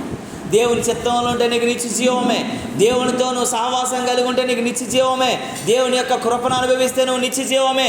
ఎవడైతే దేవునిలో ఉండకుండా తన పాపములో ఎవడైతే ఉంటాడో, పాపం చేయవాడు ఎవడైతే ఉంటాడో వాడికి మరణం వచ్చేస్తుంది దేవుని వాక్యం చెప్తుంది. 20వ వచనంలో అందులో అంటాడు ఒక మాట. చూస్తే 20వ వచనంకి వచ్చేసరికి ఏమని చెప్తాడు? ఆ పాపము చేయువాడే మరణము నొందెను. తండ్రి యొక్క దోష శిక్షను కుమారుని మోపటలేదని, కుమారుని దోష శిక్షను తండ్రి మీద మోపబడదని. నీతిపరుడు ఆ నీతిపరునికే చెందును, దుష్టుడు దుష్టత్వము ఆ దుష్టునికే చెందును. ఎవడిది వాడికే చెందుతుందట. దేవునికి స్తోత్రం కలుగునుగా. పాపము చేయవాడే మరణాన్ని అవుతాడు. రక్షించేలా అయిపోదు. నాకు జకరియా ఎలిజబెత్తులు వారు నీతిమంతులు అనబడిరి అని బైబిల్లో రాసింది. వృద్ధాప్య స్థితిలో వారు దేవుని సేవకులు ఇద్దరు ఉన్నారు. వృద్ధాప్య స్థితిలో దేవుడు వారి గర్భాన్ని తెరిచాడు. మరియమ్మ గర్భాన్ని, ఎస్తేరమ్మ గర్భాన్ని, ఎలిజబెత్ అమ్మ గర్భాన్ని దేవుడు ఒకేసారి తెరిచాడు. వాళ్ళిద్దరు కలుసుకున్నారంట. కలుసుకోగానే వారి గర్భాల్లో ఉన్నటువంటి శిశువులు మాట్లాడుకుంటున్నాయంట. బైబిల్లో రాసి ఉంది ఆ మాటలు. అంత ఉన్నతమైనటువంటి దైవ సేవకులు బిడ్డ పరలోక రాజ్యంలో అల్పుడు కంటే హీనుడైపోయాడంటే కారణం ఏంటో తెలుసా? దేవుని చిత్తంలో లేకపోతే నీ తల్లిదండ్రుల భక్తి నీకు ఏమీ చేయలేదు. ఎలిజబెత్ జకరియల భక్తి యోహానును కాపాడలేకపోయింది. మనందరికీ ఒకే యాంగిలే తెలుసు. స్త్రీల కనుల్లో మిక్కిన గొప్పోడని, యేసు ప్రభు బాప్తిజం ఇచ్చాడని, యేసు అనేక మందిని రక్షణలోనికి నడిపించాడని, ఏ రోజు రాజునే ఎదిరించి దేవుని కొరకు నిలబడ్డాడని మనకు తెలుసు. చివరికి వచ్చేసరికి ఎంత భయంకరమైనటువంటి స్థితికి వెళ్ళిపోవడం మనకు తెలియదు. మంచినే మనం తీసుకుంటాం, కష్టాన్ని తీసుకోం మనం. ఇక్కడ ఎవడి దోషము, ఎవడి పాపము వాడే అనుభవిస్తాడట. ఇంకొకటి దోష శిక్ష ఇంకొకటి మీదకి వెళ్తాం. అడ్డుపడిపోయి ప్రభువా అయ్యా నా బిడ్డల మీదకి ఆ దోషం నా మీదకి వచ్చేంటి, లేదమ్మా నీ విశ్వాసం నీదే, లేదయ్యా నీ విశ్వాసం నీదే, నీ భక్తి నీదే, నీ నీతి నీదే, నీ యొక్క దుష్టత్వం నీదే అని దేవుని వాక్యం చెప్తా ఉంది. దేవుని నామానికి మహిమ కలుగును గాక. హల్లెలూయా. ఎవడి మరణము వాడిది, ఎవడి పాపం వాడిది, ఎవడి స్థితి వాడిది, ఎవడి పరిస్థితి వాడిది, ఎవడి జీవన విధానం వాడిది అని దేవుని వాక్యం చెప్తా ఉంది. నీవు నేను మనము గుర్తు చేసుకొని ముందుకు కొనసాగే వారమై ఉండాలి. దేవుని నామానికి మహిమ కలుగును గాక. దేవుడు చెబుతున్నటువంటి ప్రతి మాటకు మనం లోబడే వారంగా ఉండాలి. దేవుడు చాలా కృప కలిగిన వాడు. అందుకే రోమీలకు రాసిన పత్రిక తెరవనవసరం లేదండి. అక్కడ అంటాడు 3:24 చెప్తున్న మాట ఏంటంటే, దేవుని వాక్యం ఏమంటుందంటే, కృపచేతనే క్రీస్తునందలి విమోచన ద్వారా మీరు ఉచితంగా నీతిమంతులుగా తీర్చిదిద్దబడ్డారు. ఉచితంగా ఫ్రీగా నీతిమంతులయ్యమ్మా, ఏ కష్టపడకుండా. కానీ నీతిని కాపాడుకోవటంలో చాలా మనం ఇదైపోతాం. దేవుని చిత్తంలో మనం నిలవలేని పరిస్థితిలో ఉన్నాం. దేవుని కృపకు మనం దగ్గర కాలేని పరిస్థితిలో ఉన్నాం. దేవుని చిత్తాన్ని మనం అనుభవించలేని వారంగా ఉన్నామని దేవుని వాక్యము అనేక మారులు మనల్ని హెచ్చరిస్తూ ఉంది. దేవుని నామానికి మహిమ కలుగును గాక. హల్లెలూయా, హల్లెలూయా, హల్లెలూయా. ప్రియమైనటువంటి దేవుని బిడ్డలారా, నీవు నేను మనము జ్ఞాపకం చేసుకోవాల్సినటువంటి చాలా విషయాలలో ఇదొక విషయం ఏంటంటే, నువ్వు దేవుడు ఉచితంగా నేను నీతిపరుడిగా చేశాడు, కానీ దాన్ని నువ్వు కాపాడుకోలేనటువంటి వ్యక్తిగా ఉన్నావని దేవుని వాక్యము హెచ్చరిస్తూ ఉంది. దేవుని నామానికి మహిమ కలుగును గాక. ఆ 3 వ్యక్తులలో మొదటి వ్యక్తి ఎవడండి? ఎవరమ్మా? కోరహ. వాళ్ళు నీతిమంతులు, వాళ్ళు ఒక దేశంలో ఉన్నా సరే. ఫస్ట్ మనం చదువుకున్నాం కదా 3 వ్యక్తి, యోధాపత్రిక 11వ వచనంలో. అక్కడికి వెళ్ళాలి. ఇప్పుడు ఇదంతా మీకు ఇంట్రడక్షన్ చేశాను. అంటే ఎవడి నీతి వాడినే కాపాడుతుంది, ఎవడి భక్తి వాడినే కాపాడుతుంది. ఒకవేళ నువ్వు దుష్టత్వం ఉంటే నీ దుష్టత్వం నీ బిడ్డలను కానీ, నిన్ను కానీ, నీ భర్తను కానీ, నీ కుటుంబాన్ని కాపాడదు, నీ భార్యని కానీ, నీ బిడ్డలను కాపాడదు, నీ తల్లిదండ్రులు కానీ, నీ యొక్క బంధుమిత్రులను కాపాడదు. ఎవడిది వాడే కాపాడుతుంది అనేసి మనం అంతా ఇంట్రడక్షన్ చేసుకున్నాం ఇప్పుడు ఇంతవరకు, ఉపోద్ఘాతం. కానీ మెయిన్ మెసేజ్లోకి వెళ్ళేసరికి ఇక్కడ మనకి ఎవరంటే కోరాహు కనబడతాడు మొట్టమొదట కదమ్మా. కయ్యేను కోసం కొద్ది నిమిషాలు మనం ఆలోచించుకోవాలి. కయ్యేను దేవుడు సృష్టించినటువంటి సృష్టిలో ఆదాముకు దేవుడు అనుగ్రహించిన మొదటి మానవుడు కదా. అది ఎలా ఉండాలండి? ఎంత దీనిగా ఉండాలండి? ఎవరు లేరు, తండ్రి ఆదాము అవ్వ, వారి మధ్యలో దేవుడు, ఈ 2 బిడ్డలు, అంటే ఈ 4 మనుషులు, వారితో దేవుడు, ఈ ఆనందం ఉందంతే. ఎలా ఉంటారు వాళ్ళు? వాడు పుట్టగానే కొద్ది రోజులు పెద్ద అవగానే దేవుడు అన్నాడు, రే నువ్వు పంటలో నైపుణ్యత కాబట్టి ఈ పొలమంతా నువ్వు పండించుకోరా, మీ తమ్ముడు గొర్రెలు కాపులు మంచిగా ఉంటాడు కాబట్టి వాడు కొంచెం తెలివి తక్కువడు కాబట్టి వాడు గొర్రెలు కాసుకుంటాడు రా, కాబట్టి మీరు ఇలా బ్రతకండి అని దేవుడు ఆజ్ఞాపించాడు. ఆజ్ఞాపించగానే ఏబేలు గొర్రెలు కాసుకుంటున్నాడు, కయ్యేను పొలం పండించుకుంటున్నాడు. దుష్టుడి మధ్యలో కయ్యేనులకు దూరాడు. దూరగానే కయ్యేనికి ఏమర్థం అవ్వాలా? ఉన్నోళ్ళు మా 4, మాతో దేవుడు, ఇంకెవడో వచ్చి నాకు సలహా ఇస్తున్నాడంటే ఈడెవడో అని ఆలోచించాలా లేదా? ఆలోచన రావాలి కదా. ఇప్పుడు అమ్మ నాన్న నువ్వు అక్క కాకుండా ఇక 3rd పర్సన్ ఎవడో వచ్చి మా 4th వచ్చి చెప్తున్నాడంటే ఇది మా అమ్మ కాదు, మా నాన్న కాదు, మా అక్క కాదు, నేను ఎవరు చెప్తున్నారని నువ్వు ఆలోచనకి రావాలి కదా. లేదంటే బ్యాగొట్టుకున్న గొర్రెలాగా వెళ్ళిపోతావు వెనకాల. అప్పుడే మనకి స్టార్ట్ అవుతుంది. ఎవరి మాట మనం వినడానికి ఇష్టపడకూడదు, ఎవరి మాటకు మనం లోబడకూడదు. ఎవరి మాటకు మనం విధేయత కలిగి ఉండకూడదు. ఎందుకంటే అప్పటికి దేవుడు వారి నడిపింపులో ఉన్నారు, దేవుడు వారి సమక్షంలో ఉన్నారు, దేవుని పోషణలో ఉన్నారు, దేవుని చిత్తంలో ఉన్నటువంటి వారు. ఐదోవాడు వచ్చినప్పుడు ఏమైపోతున్నాడండి? ఆలోచన లేదు వీడికి. బలి తీసుకొచ్చారు, దేవుని దగ్గర పెట్టారు. దేవుడు అన్నాడు, అరే నువ్వు మంచి మనసుతో ఇవ్వలేదురా, నువ్వు మంచి ఉద్దేశంతో ఇవ్వలేదురా, నీ ఆలోచన బాగలేదురా, కాబట్టి నీది వద్దురా బాబా అనేసాడు. దేవుడికి ఏదైనా సరే ప్రశస్తమైనదే కావాలి. మనకు పంచపక్ష పరమాన్నాలు ఇప్పుడు ఏంటి కదా, తాళీలు వచ్చాయి కదా, పెద్ద పెద్ద తాళి, అది పెట్టి దాని పక్కనే కొంచెం అంత కోడిపి పెట్టారు అనుకోండి, పంచపక్ష పరమాన్నాలు కదా, ఎంత విలువైనవి కదా, అన్నీ స్వచ్ఛమైనటువంటి ఆవు నేతితో చేశారు కదా అని ఊరిగా తినేతామా? మన మనసు ఎక్కడికి వెళ్తుంది? ఆ చిన్న దాని వైపు వెళ్తుంది. అబ్బా చిసి ఇంత దారిద్రత నాకు వద్దురా బాబు. ఈ పంచపక్ష పరమాన్నాలు నేను ఆరగించకపోయినా పర్లేదు, కానీ ఈ దరిద్రాన్ని చూడలేకపోతానరా. ఆ బేరర్ వచ్చినంత బాబు తుడే ఎంగిల్నే మనం ఇష్టపడము. అలాంటిది అది పెట్టారు అనుకోండి, ఇష్టపడతామా మనము? ఇష్టపడం. మీకు ఎందుకు చెప్తున్నానంటే, ఒక చిన్నదాన్ని కోడి తినేస్తాం కదా, ఆ కోడిలో నుంచి వచ్చిందని మనం ఇష్టపడమనంటే పాపాన్ని దేవుడు ఎలాగ ఇష్టపడతాడు అనుకుంటాము? శాపాన్ని దేవుడు ఎలాగ ఇష్టపడతాడు అనుకుంటాము? దుష్టత్వాన్ని దేవుడు ఎలాగ ఇష్టపడతాడు అంటాము? ఇది కడిగితే వెళ్ళిపోయేది, పాపం కడిగితే వెళ్ళిపోయేది కాదు. దుష్టత్వం కడిగితే వెళ్ళిపోయేది కాదు. దాని కొరకు దేవుడే దిగవలసి వచ్చింది, రక్తం సిందించవలసి వచ్చింది. మనందరినీ పవిత్రులుగా మార్చడం కొరకు పరిశుద్ధ దేవుడు బలి అర్పణంగాను క్రయదానంగా అర్పించబడవలసి వచ్చింది. అది భూమి మీద జరిగిన సంఘర్షణ కాదండి, దేవుని రాజ్యానికి దేవునికి మానవునికి భూలోకానికి మధ్యనటువంటి ఒక గొప్ప సంఘర్షణ. అది దేవుడే ఈ లోకానికి రావడం అంటే అంత ఈజీ కాదు. అది చంద్రమండలం ర్యాకెట్ వేసుకుని వెళ్ళిపోయినంత ఈజీ కాదు దేవుడు రావాలంటే ఈ లోకానికి.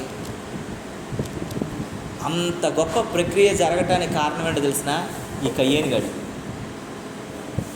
వీడి మాటలు కొన్నిసార్లు ఆలోచిస్తే చాలా చిరాకు వచ్చేస్తుంటుంది. కయ్యేను కోసం ఆలోచించినప్పుడు అల్లాను ఈ మాటలు మనం ఆదికాండం తెరిస్తే, కయ్యేను బాబు ఎలాంటి వాడనంటే చాలా దిక్కుమాలిన జీవన విధానం, చాలా దిక్కుమాలినటువంటి బ్రతుకు, చాలా దిక్కుమాలినటువంటి స్థితి, చాలా దిక్కుమాలినటువంటి పరిస్థితి, చాలా దిక్కుమాలినటువంటి స్థితిగతి. వీడు ఎలాంటోడనంటే దేవుని మీద ఎక్కువ షాకులు చెప్పుకొని దేవుడు మంచోడు కాదన్నట్లుగా నిరూపించగలిగినటువంటి వ్యక్తి. దేవునికి స్తోత్రము కలుగునుక. దేవుణ్ణే పక్కన పడేసగలిగినటువంటి వ్యక్తి ఆడు అలాంటోడు కయ్యేను. ఆ కయ్యేను కూర్చుని మనం ఆలోచిస్తుంటే దేవుని వాక్యం ఏం చెప్తా ఉందనంటే, దేవుని మాటలు ఏం మాట్లాడుతున్నాయనంటే చూడండి, ఆదికాండము 4వ అధ్యాయము 11, 12, 13 వచనాలు ఒకసారి చదవండి.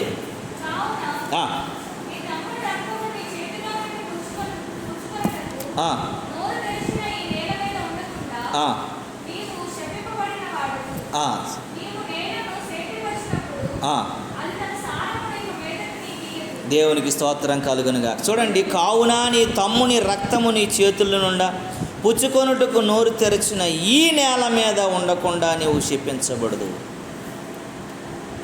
నాకు తమ్ముడిది తీసుకున్నాడని ఇక్కడ ఎవరు ఆడేమి అన్యాయం చేయలేదు. పాపం ఏబీలు ఏమైనా అన్యాయం చేసి ఏమి చేయలేదు కదా. అరే నీ తీసుకున్నాడు దేవుడిని గొడవపడి ఆ మాటల్లో మాట వచ్చి ఏం చేశాడంటే చంపేశాడు తమ్ముడిని.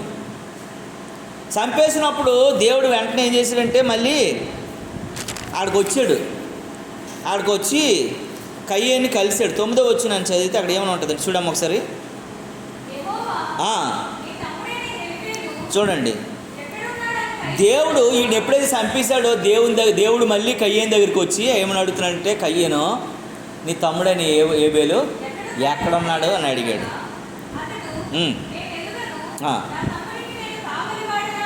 చూడండి వీడు ఎంత ఒళ్ళుకో వెక్కిపోయి ఉన్నాడు చూడండి. అడిగింది ఎవరు? దేవుడు. ఎలా చెప్పాలా? తప్పు చేసేవాడు ఎలాగుండాలా? జాగ్రత్తగా ఒళ్ళు దగ్గర పెట్టుకుని, ప్రభువా ఏదో కోపంలో చంపేశాను, కోపంలో చేసేసాను, నన్ను క్షమించు ప్రభువా, నాయన నన్ను రక్షించు, నేను చేసిన ప్రాయశ్చిత్తం నేను ఏ చేయమంటే చేస్తాను, ప్రభువా నన్ను క్షమించు, నన్ను చంపే ప్రభువా. కానీ నేను చేసిన తప్పుకి ప్రాయశ్చిత్తం అని చెప్పి అడగలేదు. ఏమని అంటున్నాడట? ఏమయ్యా నువ్వు ఇక్కడ మాట్లాడుతున్నాడండి. యెహోవా నీ తమ్ముడైన ఏబేలు ఎక్కడనంటే, కయ్యేను నేను ఎరుగును, నేను నా కమ్ముడికి నేను కాపలా కాదునా, నా కమ్ముళ్ళకి ఏమైనా నేను వాచ్మెన్ డ్యూటీ చేస్తున్నానా, నేను సెక్యూరిటీ గార్డ్నా అని మాట్లాడుతూ అని అంటాడు. అప్పుడు ఆయన, నీవు చేసిన పని ఏంటనంటే, నీ తమ్ముని రక్తము నాకేంటేస్తుంది, మొరపెడతా ఉంది, కేకలేస్తూ ఉంది, ఏడుస్తూ ఉంది, గోజాడుతూ ఉంది, గుండెలు బాదుకుంటూ ఉంది. నీ తమ్ముడి యొక్క రక్తము స్వరము నేల నుండి నాకు మొర్ర పెట్టుచున్నది. దేవునికి ఎంత చెబుతున్నా సరే వాళ్ళకి ఏం పశ్చాత్తాపం రాలా. దుష్టుడు పూర్తిగా వాడిని ఏం చేశాడండి? ఆవరించేశాడు. దుష్టుడిని పూర్తిగా వాడిని సమూల నాశనానికి దిగజార్చేశాడని దేవుని వాక్యం చెప్తుంది. అందులో 11వ వచనం అంటాడు, కావున నీ తమ్ముని రక్తము నీ చేతుల నుండి పుచ్చుకొనుటకు నోరు తెరిచిన ఈ నేల ఉండకుండా నేను శపించేశాడని దేవుని వాక్యం చెప్తా ఉంది. 12వ వచనంకి వచ్చేసరికి అంటాడు, నీవు నేల సేద్యము చేసినప్పుడు అది తన సారం ఇక మీదట నీకు ఇయ్యదు, నీవు భూమి మీద దిగులు పడుచు దేశి. చూడండి ఇంకట ఏం చేసాడు దేవుడు, నువ్వు ఏదైతే నేను బతికేస్తాను కదా, నాకు నచ్చినట్లు ఉంటాను కదా, నేను అన్నీ చేస్తాను కదా, దేవుడు నాకు లేకపోతే పర్వాలేదు అనుకుంటే కాదు. దేవుడు భూమిని కూడా ఏం చేసాడటండి, శపించి పడేశాడు. నీకు ఆ సారం ఇవ్వదు, నువ్వు పంటదు, నువ్వేం చేసినా అవ్వదు, పని అవ్వదు, అదంతా కూడా నెరలు విడిచి పాడైపోతుంది భూమి అని చెప్పుకొచ్చాడు. దేవునికి స్తోత్రం కలుగును గాక. దేవుని సన్నిధిని తీసి పడేశాడు, దేవుని సన్నిధి లేకుండా చేసి పడేశాడు. దేవుని యొక్క సన్నిధి లేకుండా చూడండి 3 నుండి 7 వచనాలు అందులో చదివితే దేవుని వాక్యం చెప్తూ ఉంది, కొంతకాలమైన తర్వాత కయ్యేను పొలము పంటలో కొంత యెహోవాకు అర్పణముగా అర్పించి ఇవన్నీ చేసుకొచ్చేసరికి దేవుని సన్నిధిని దేవుడు ఆయన నుంచి తీసి పాడేశాడు. అంటే దేవునికి స్తోత్రము కలుగునుగా. 6వ వచనం అంటాడు, యెహోవా కన్నీళ్లతో కోపమేలా, ముఖము చిన్నబుచ్చుకొని ఉన్నావు ఏమి అని చెప్పి దేవుడు అడుగుతుంటే ఏమీ కూడా లేనటువంటి వాడుగా ఉన్నాడు. అయితే దేవుని సన్నిధిని ఏం చేశాడంటే దేవుడు తీసి పడేశాడని దేవుని వాక్యం ఇక్కడ చెప్తా ఉంది. దేవుని నామానికి మహిమ కలుగును గాక. హల్లెలూయా, హల్లెలూయా, హల్లెలూయా. ప్రియమైనటువంటి దేవుని బిడ్డలారా, 13వ వచనానికి వచ్చేసరికి దేవుడు చెప్తున్నాడు, అందుకు కయ్యేను నా దోష శిక్ష నేను భరించలేనంత గొప్పదిగా ఉంది. దేవునికి స్తోత్రము కలుగును గాక. 14వ వచనం అంటాడు, నీ సన్నిధికి రాకుండా వెలివేయబడితివి. దేవుని సన్నిధిని దేవుడు ఏం చేసాడటండి, ఆయన నుండి తీసేశాడంట. దేవుడు లేని జనులు అయిపోయారు. దేవుని లేని జనులు కట్టులేక తిరుగుతారని బైబిల్ చెప్తూ ఉంది. కనుక తిరగడం మొదలెట్టేశాడు, దేశదిమ్మరైపోయాడు, దేవుని చిత్తంలో లేనివాడుగా మారిపోయాడు, పూర్తిగా నాశనం అయిపోయాడు, పాడైపోయాడు అని దేవుని వాక్యం హెచ్చరిస్తూ ఉంది. దేవుని నామానికి మహిమ కలుగునుగా. హల్లెలూయా, హల్లెలూయా, హల్లెలూయా. అందుకే అంటాడు దేవుని సన్నిధి బాగా ఈరోజు చదువుకున్నాం కదా, కీర్తన 16వ కీర్తనలో ఆ మాట ఏమంటారు చదువుకున్నామమ్మ. 11వ వచనంలో 16వ కీర్తన చదివాం కదా, ఈరోజు కీర్తన 11వ వచనం చదువు.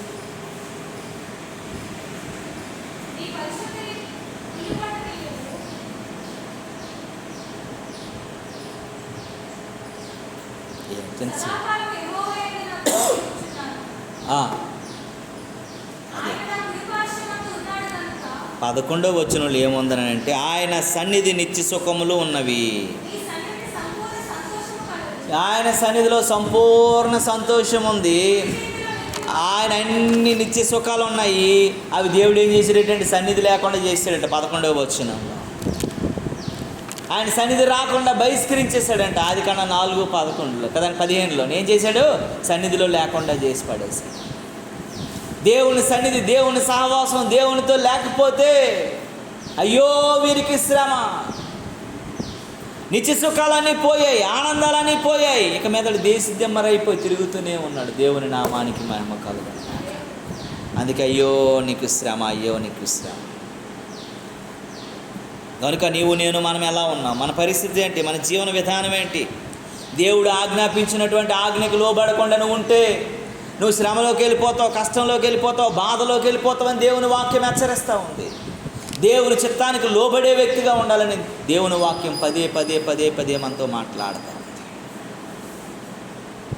రెండవదిగా కోరాహు కోసము దేవుడు మాట్లాడుతూ ఉన్నాడు, బిలాం కోసం. ఎందుకంటే ఇక్కడ ఏమని రాసిందండి, కయ్యేను యూదా పత్రికలో ఏమనుంది, కయ్యేను 11వ వచనం, కయ్యేను నడిచిన మార్గాన్ని మనం నడవకూడదంట. చాలండి. కయ్యేను నడిచిన మార్గం మంచి మార్గం కాదు. కయ్యేను నడిచిన మార్గం దుష్ట మార్గం కాబట్టి, దుష్టుడు శోధించబట్టే దేవుని మార్గంలోనికి రాక దేవుని సన్నిధిని కోల్పోయాడు. ఇక్కడ ఒక విషయాన్ని మనం గుర్తు చేసుకోవాలి. దావీదులో కూడా దేవుని సన్నిధిని కోల్పోయాడు. 51వ కీర్తనలో మనం చాలాసార్లు. కానీ అంటాడు, ప్రభువా, దావీదు ఎలర్ట్ అయిపోయాడు, ప్రభువా నీ సన్నిధి నుండి నన్ను తోసివేయవద్దు, నీ ఆత్మని నాలో నుండి తీసివేయవద్దు ప్రభువా, నాకు కొత్త హృదయాన్ని ఇవ్వండి అని ఎలర్ట్ అయిపోయి దేవుని బ్రతిమాలుకొని దేవుని పాదాలు పట్టేసుకున్నాడు. కాబట్టి దావీదు బ్రతికి బయటపడ్డాడు. కయ్యేను చచ్చిపోవడానికి గల కారణము, తన తమ్ముడు రక్తం ఎక్కడైతే కుక్కలు నాకాయో, కయ్యేను రక్తాన్ని కూడా అక్కడే కుక్కలు నాకి చావడానికి గల కారణం ఏంటో తెలుసా? పశ్చాత్తాప హృదయం లేదు. ఆయన మార్గం మంచి మార్గం కాదు. ఈరోజు నీవు నేను మనం ఎలాంటి మార్గాల్లో ఉన్నాం, ఎలాంటి పరిస్థితుల్లో ఉన్నాం, ఎలాంటి జీవన విధానంలో ఉన్నామనేది గుర్తు చేసుకొని ముందుకు కొనసాగాలని దేవుని వాక్యం చెప్తుంది. రెండవదిగా త్వరగా నేను ముగిస్తాను ఈ మాటలు ప్రియులారా. చాలా 2-3 గంటల ప్రసంగం మీకు కానీ షార్ట్ ఫామ్లో చెప్తున్నాను. చూడండి, సంఖ్యాకాండం 22వ అధ్యాయం, సంఖ్యాకాండం 22వ అధ్యాయము 9వ వచనాన్ని చూసినట్లయితే దేవుని వాక్యం చెప్తున్న మాట ఒకసారి జ్ఞాపకం చేసుకుందాం. ఆ దేవుడు బిలామును యొద్దకు వచ్చి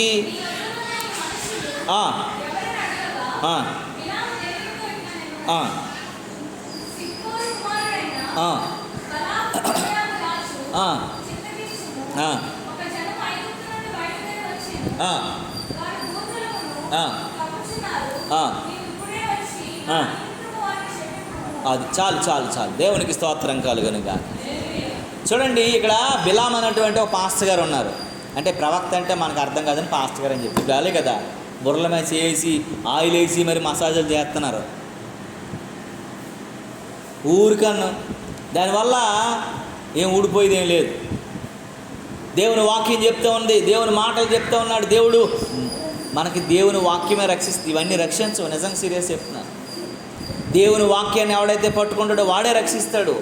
వాడికే ఆ మాట జీవాన్ని ఇస్తుంది తప్ప ఈ యొక్క స్వస్థతలు ఇవన్నీ మనుషులకు అనారోగ్యాలు వస్తాయి, ఆరోగ్యాలు వస్తాయి, బాగుపడతారు, మనుషులు చచ్చిపోవడం, మనుషులు పుట్టడం ఇవన్నీ కామన్ మానవ జీవితం అన్న తర్వాత. చెట్టు కూడా ఆకులు రాలితే ఆకులు పుడతాయి, కాయలు వస్తాయి, కాయలు కోయబడతాయి, ఇవన్నీ కామను. మనిషి అయిన తర్వాత శ్రమలు వస్తాయి, కష్టాలు వస్తాయి, మంచి సుఖాలు సంతోషాలు కూడా ఉంటాయి. కానీ రక్షణను కాపాడుకోవటంలో దేవుని మాట చాలా ప్రచండమైనటువంటి తీవ్రమైనటువంటి అభిషేకంలో నీవు నడవవలసినటువంటి వ్యక్తిగా ఉండాలని దేవుని వాక్యం హెచ్చరిస్తుంది. ఇక్కడ బిలాం అనేటువంటి వ్యక్తి ఒక పాస్టర్ గారు, ఒక ప్రవక్త. ఈయనంట దేవుడు మంచి ఆశీర్వాదంతో, మంచి దీవెనతో, మంచి అభిషేకంతో నింపాడు. ఈయన ఏం చేస్తే జరుగుతుంది, అంత గొప్ప ప్రవక్త ఈయన. ఈయన ఎవరి కొరకైనా ప్రార్థన చేసినా నువ్వు దీవించబడాలమ్మా అని చెప్పేసి దీక్షని దీవించాడు అనుకో దేవుడు, రేపటికల్లా కూడా దీక్ష ఈ ఊరిలో గొప్ప వ్యక్తి అయిపోతుంది. అంటే అంత గొప్ప ప్రవక్త దేవుడు, ఆయన మాట అంత మాట వింటాడు అనమాట. అలాంటి ప్రవక్త దగ్గరికి ఆవిడొచ్చాడట, బాలాకు వచ్చాడు. ఆడు మోయాబోడు, ఆడు దరిద్రుడు. ఆడొచ్చి నీకు ఎంత డబ్బు కావాలంటే, ఎంత వెండి కావాలంటే, ఎంత బంగారం కావాలంటే ఇస్తాను. ఇజ్రాయేల్ ప్రజలందరూ కూడా ప్రపంచానికి అమ్మేస్తూ ఉన్నారు, వారి జ్ఞానం అంతా ప్రపంచానికి అమ్మేస్తూ ఉంది. వాళ్ళందరూ హతమార్చి చచ్చిపోయినట్లుగా నువ్వు ప్రార్థన చేయని చెప్పాడట. వీడు ఎవడీడు? పాస్టర్ కదా. ఇజ్రాయేల్ ఎవరు? దేవుని మనుషులు కదా. మోషే ఎంత కష్టపడి వాళ్ళని తీసుకొస్తున్నాడు కదా. దేవుని కృప ఎంతగానో వాళ్ళని ఆదరిస్తుంది కదా. ఎడారిలో కూడా ఎంతగానో అలాంటి పరిస్థితుల మధ్య కూడా దేవుడు నడిపిస్తున్నాడు కదా. అది వాగ్దానం కదా. వీడు బోధించినోడు కదా, వీడికి బుద్ధి ఉండాలి కదా. ఆడు వెండి బంగారం చూపించగానే వీడికి ఆగలేదు. ఎన్నిసార్లు ప్రార్థన చేస్తే ఈ విశ్వాసులు ₹2 కానుకెత్తారు. వీడు బోల్డ్ బంగారం బోల్డ్ వెండి వస్తుందనేసి వీడు తయారైపోయాడు చెప్పించడానికి. సిగ్గు లజ్జలేని సేవకుడు. పాస్టర్ గారులు కూడాను ఈ మధ్య ఒక దారిద్రతలో ఉన్నారు. ఆ విశ్వాసి ఏదైనా అనిందో అనుకో వాళ్ళని చెప్పించేస్తారు. ఈ డౌట్ చెప్పించడానికి దేవుడు దీవించిన బిడ్డల్ని వీడు చెప్పించబడిపోతారా? ఈ మంచిది కాదు. నీ నోటంటే ఏం రావాలట? ఆశీర్వాద వచనమే తప్ప శాప వచనం రాకూడదని దేవుడు చెబుతుంటే మీరు నాశనం అయిపోతారు అంటాడు. నువ్వెవడరా చెప్పడానికి నాశనం అయిపోతావని? దేవుని కాపుదల, దేవుని కృప వారి మీద పుష్కలంగా దేవుని కంచి ఉంచితే నువ్వెవడు చెప్పడానికి? ఇలాంటి దారిద్రపు మాటలన్నీ కూడా దేవుని నామంలో లయమైపోవును గాక. ఎందుకంటే ఏ వ్యక్తి అయినా బాగుండాలని శత్రువుని సైతము ప్రభువు వారు ప్రేమించారండి. శత్రువుని సైతము ఏం చేశాడండి? ప్రభువారు క్షమించాడండి. శత్రువుని సైతము ఆయన ప్రాణాన్ని, ఆయన రక్తాన్ని త్యాగం చేశాడండి. నువ్వు వచ్చి శపించేస్తావా? నీకు నచ్చిన వాళ్ళు అందరూ ఉండాలా? నీకు నచ్చిన వాళ్ళు ఉంటే అందరినీ కూడా శపించేస్తావా? నువ్వేమైనా పరలోకం నుంచి ఊడిపడ్డావా? ఇలాంటి దుష్ట ఆత్మ కలిగిన మనుషులు దేవుడు క్షమించడవారు. అలాంటోడు వీడవాడు బిలాము. బిలాము గాడిదెక్కి వెళ్ళిపోతున్నాడట. గాడిదెక్కి వెళ్ళిపోయినప్పుడు గాడిద పదే సార్లు చెబుతూ ఉంది. గాడిద మాట్లాడుతున్నప్పుడైనా వీడికి బుర్ర బుద్ధి ఉండాలి కదా. ఇటు గాడిద మాట్లాడడం ఏంటి? ఎవడున్నాడా ఇటున్నాడా ఇటు గాడిద మాట్లాడని ఆలోచించాలి కదమ్మా. మనం బండి మీద కారులో వెళ్తున్నాము, కారు బండి మనకు మాట్లాడుతుంది. మనం ఏమనుకుంటాం అప్పుడు? ఆహా, నా బండి ఎంత చక్కగా మాట్లాడుతుంది అనుకుంటామా? లేదా నా కారు ఎంత మంచిగా మాట్లాడుతుందని అనుకుంటామా? ముందు కారు ఆపేసి అసలు కారులో ఏముందని భయం పడిపోయి గుండ్లు బాదుకుంటాం. ఆడికి సిగ్గు, లజ్జ, ఆలోచన ఏమి లేకుండాను ఈ వెండిని బంగారం చూడగానే పరుగులు తీస్తున్నాడు అన్నమాట. అంత నికృష్టమైనటువంటి బ్రతుకు. ఈ లోకంలో నువ్వు సంపాదించింది ఈ లోకమే తీసుకుంటుంది. నువ్వేమీ తేలేదు, ఏమీ తీసుకెళ్ళవు. దేవుని యొక్క కృప తప్ప ఏది నీ వెంట రాదు. దేవుని యొక్క సన్నిధి భాగ్యం తప్ప ఏది నీ వెంట రాదు. నాకు ఒకడు మా ఇంటికి వచ్చి ₹1,00,00,000 ఇన్సూరెన్స్ చేసుకొని చెప్పాడు నాకు. మీరు అన్నా నీకు చచ్చిపోవాలని అన్నాను. నేను అడిగి ఒకసారి ఇలాగా ఇప్పుడు ఒకసారి సంతోషంగా ₹1,00,00,000 నీకు వస్తుందని చెప్తే నేను ఆనందంగా నవ్వుతూ చెప్తానని చెప్పేసి అనుకొని ₹1,00,00,000 వస్తుందండి మీరు ఇన్సూరెన్స్ చేసుకుంటే మీకు లక్కీ అండి, తక్కువ డబ్బులతో మీరు ₹1,00,00,000 వస్తుందని చెప్పగానే అంటే నేను చచ్చిపోవాలని కోరుకుంటున్నామని అన్నాను నేను. అతను ఒకసారి గాలి తీసిన బెలూన్లాగా కన్నం అయిపోయిన పూరిలాగా చల్లగా అయిపోయి నా వైపు చూస్తూ అలా కాదు సార్ అన్నాడు. మరి అలాగా నేను చచ్చిపోతే వస్తుంది కదా అది. దేవుడు నేను ఉండాలని, దేవుడు నేను సువార్త ప్రకటించాలని, దేవుడు ఆయన పని చేయాలని దేవుడు నన్ను నియమించి ఈ లోకాన్ని పంపిస్తే ₹1,00,00,000 చూపించి నాకు చంపడానికి తయారైపోయావని చెప్పి ఒక్క నిమిషం నా ఇంటి దగ్గర లేడు, పారిపోయాడు. ఎందుకనంటే దేవుని రాజ్యం, దేవుడి లోకంలో నిన్ను సృష్టించి నియమించి ఈ లోకంలో పెంచుతున్నాడంటే ఆయన చిత్తం. ఆయన ఏమి ఇవ్వాలో అది ఇస్తాడు నీకు. నువ్వు ఏర్పాట్లు చేసుకుంటే అవన్నీ నీ దగ్గర ఉండవు. అదేటా ఎలాగటండి? రెక్కలు వచ్చేవన్నీ కూడా ఎగిరిపోతాయి. అవన్నీ నువ్వు గట్టిగా పట్టుకున్న దగ్గరే వదిలేస్తావు నువ్వు చాలా విషయాలు. దేవుణ్ణి గట్టిగా పట్టుకో, సకల సుఖములు నీ దగ్గర ఉంటాయి. దేవుని నామానికి మహిమ కలుగునుగాక. ఆ 12వ వచనంలో చూసేసరికి దేవుడు అడిగాడంటే దేవుడు వచ్చాడు. వెంటనే దేవుడు వచ్చాడు. చూసావా, కయ్యేని గడి దగ్గర కూడా వచ్చాడు నీ తమ్ముడైన హేబేలు అడగడానికి.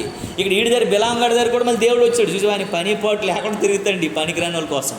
వచ్చి ఏట్రా ఎవడొచ్చాడరా నీ ఇంటికని అడిగాడు. ఆ బాలాకు వచ్చాడండి అన్నాడు. ఏం చేయమంటున్నాడు అన్నాడు. నీ ఇంట్లో ఎందుకు వాళ్ళు నెట్టుకున్నానంటే మరి వచ్చాడండి ఇలాగ అంటున్నాడు ప్రజలని. అప్పుడు ఏమన్నా దేవుడు వచ్చినప్పుడు, ప్రభువా నేను తప్పు చేయను, నేను అది చేయను ప్రభువా నన్ను క్షమించని అనాలి కదా. ఏమి లేకుండా దేవుని మాటను పక్కన పెట్టేసి వాళ్ళతో పాటు వెళ్ళిపోవడం మొదలుపెట్టాడు. వాళ్ళ మీద ఆధారపడడం మొదలుపెట్టాడు. వాళ్ళ మీద ఉండటం మొదలుపెట్టాడు. వాళ్ళే సమస్తం అనుకొని వారిని వెంబడించడం మొదలుపెట్టాడు. దేవుని నామానికి మహిమ కలుగునుగాక. ఇక్కడ 18వ వచనం చదవమ్మ ఒకసారి. దేవుని వాక్యం చెప్తా ఉంది. చదవం 18వ వచనం. అందుకు బిలాము బాలాకుకు తన ఇంటిని, వెండిని, బంగారములను నాకు ఇచ్చను, కొద్దిపాటైనను గొప్ప పనైనను చేయనట్లు నేను నా దేవుని యెహోవా నోటు మాట మేరలే. బాలాగడికి చెప్పాడంట, నువ్వు అన్నీ ఇస్తున్నావు కానీ నేను మేరలేను అన్నాడట. నేను నీతిగా ఉంటానని నిన్ను చేస్తాను అన్నాడు. కానీ వీడు మనస్సు దేవునిలో ఇంకా కూడా పశ్చాత్తాప హృదయం కలగలేదు. వీళ్ళు కొంచెం ఇది వచ్చింది కానీ ఆ ఇదిలోనికి వాడు రాలేకపోయాడు. కాబట్టి దేవుడు వీడిని క్షమించలేకపోయాడు. దేవునికి స్తోత్రము కలుగును కాక. హల్లెలూయా, హల్లెలూయా. కనుక నీవు నేను మనము చాలా జాగ్రత్తగా మనం ఆలోచించాలా. ఆదాము పాపానికి అవ్వ కారణమయ్యింది, కానీ బిలాము పాపానికి బిలామే కారణమయ్యాడు. అందుకే బిలాము రక్షించబడ్డానికి లేదు. కయ్యేను పాపానికి కయ్యేనే కారణమయ్యాడు, అందుకే వారు రక్షించబడ్డానికి లేదు. యోహాను పాపానికి యోహానే కారణమయ్యాడు, అందుకే వాళ్ళు అల్పుడైపోయాడు, పరలోక రాజ్యంలో చేరాడు, కానీ పెద్ద ప్రాధాన్యత లేకుండా పోయింది. ఇక్కడ ఎంత గొప్పోడు, అక్కడ ఎలా ఉండాలండి? పౌలు చెప్తున్నాడు, నా కొరకు నీతి కిరీటం ఉంది, నేను ఆయన పక్షాన ఆయన కుడిపార్శాన్ని కూర్చుంటాను. ఆయన గొంటాపదంగా చెప్తున్నాడు. దేవుడు ఏర్పాటు చేసుకున్న యోహాను, దేవుడికి బాప్తిజం ఇచ్చి యోహాను, దేవుని సువార్త ప్రకటించి యోహాను, దేవుని కొరకు సాక్షిగా నిలవబడగలిగిన యోహాను అవిశ్వాసం పుంజుకొని అంటాడు, జైల్లోనే ఆ యోహాను పెట్టగానే ఈయనైనా ఇంకెవడైనా వస్తాడా అని అడిగేటువంటి పరిస్థితి దిగజారిపోయాడు. ఈయననే వచ్చేవాడు ఇంకెవరైనా వెనకాల వస్తాడేమని అడిగేటువంటి పరిస్థితి. విశ్వాసం కృంగ తీసుకెళ్ళిపోయి శిరచ్ఛేదం చేయబడి చచ్చిపోయాడు. ఎందుకంటే ఈ మాటలు మనం చాలా జాగ్రత్తగా ఆలోచించాలి. ఆ బంగారాన్ని, ఆ వెండిని, అవన్నీ చూడగానే వీడికి ఏమైపోయిందని అంటే దేవుని ఆశీర్వాదం కంటే ఈ లోకపు ఆశీర్వాదమే గొప్ప అయిపోయింది. గాడితో పదే చెప్పుతున్నప్పటికీ కూడా వినిపించుకోక దేవుని చిత్తంలో లేనివాడు అయిపోయాడని దేవుని వాక్యం చెప్తుంది. చూడండి 29వ వచనంలో చూస్తే ఇక్కడ అంటాడు,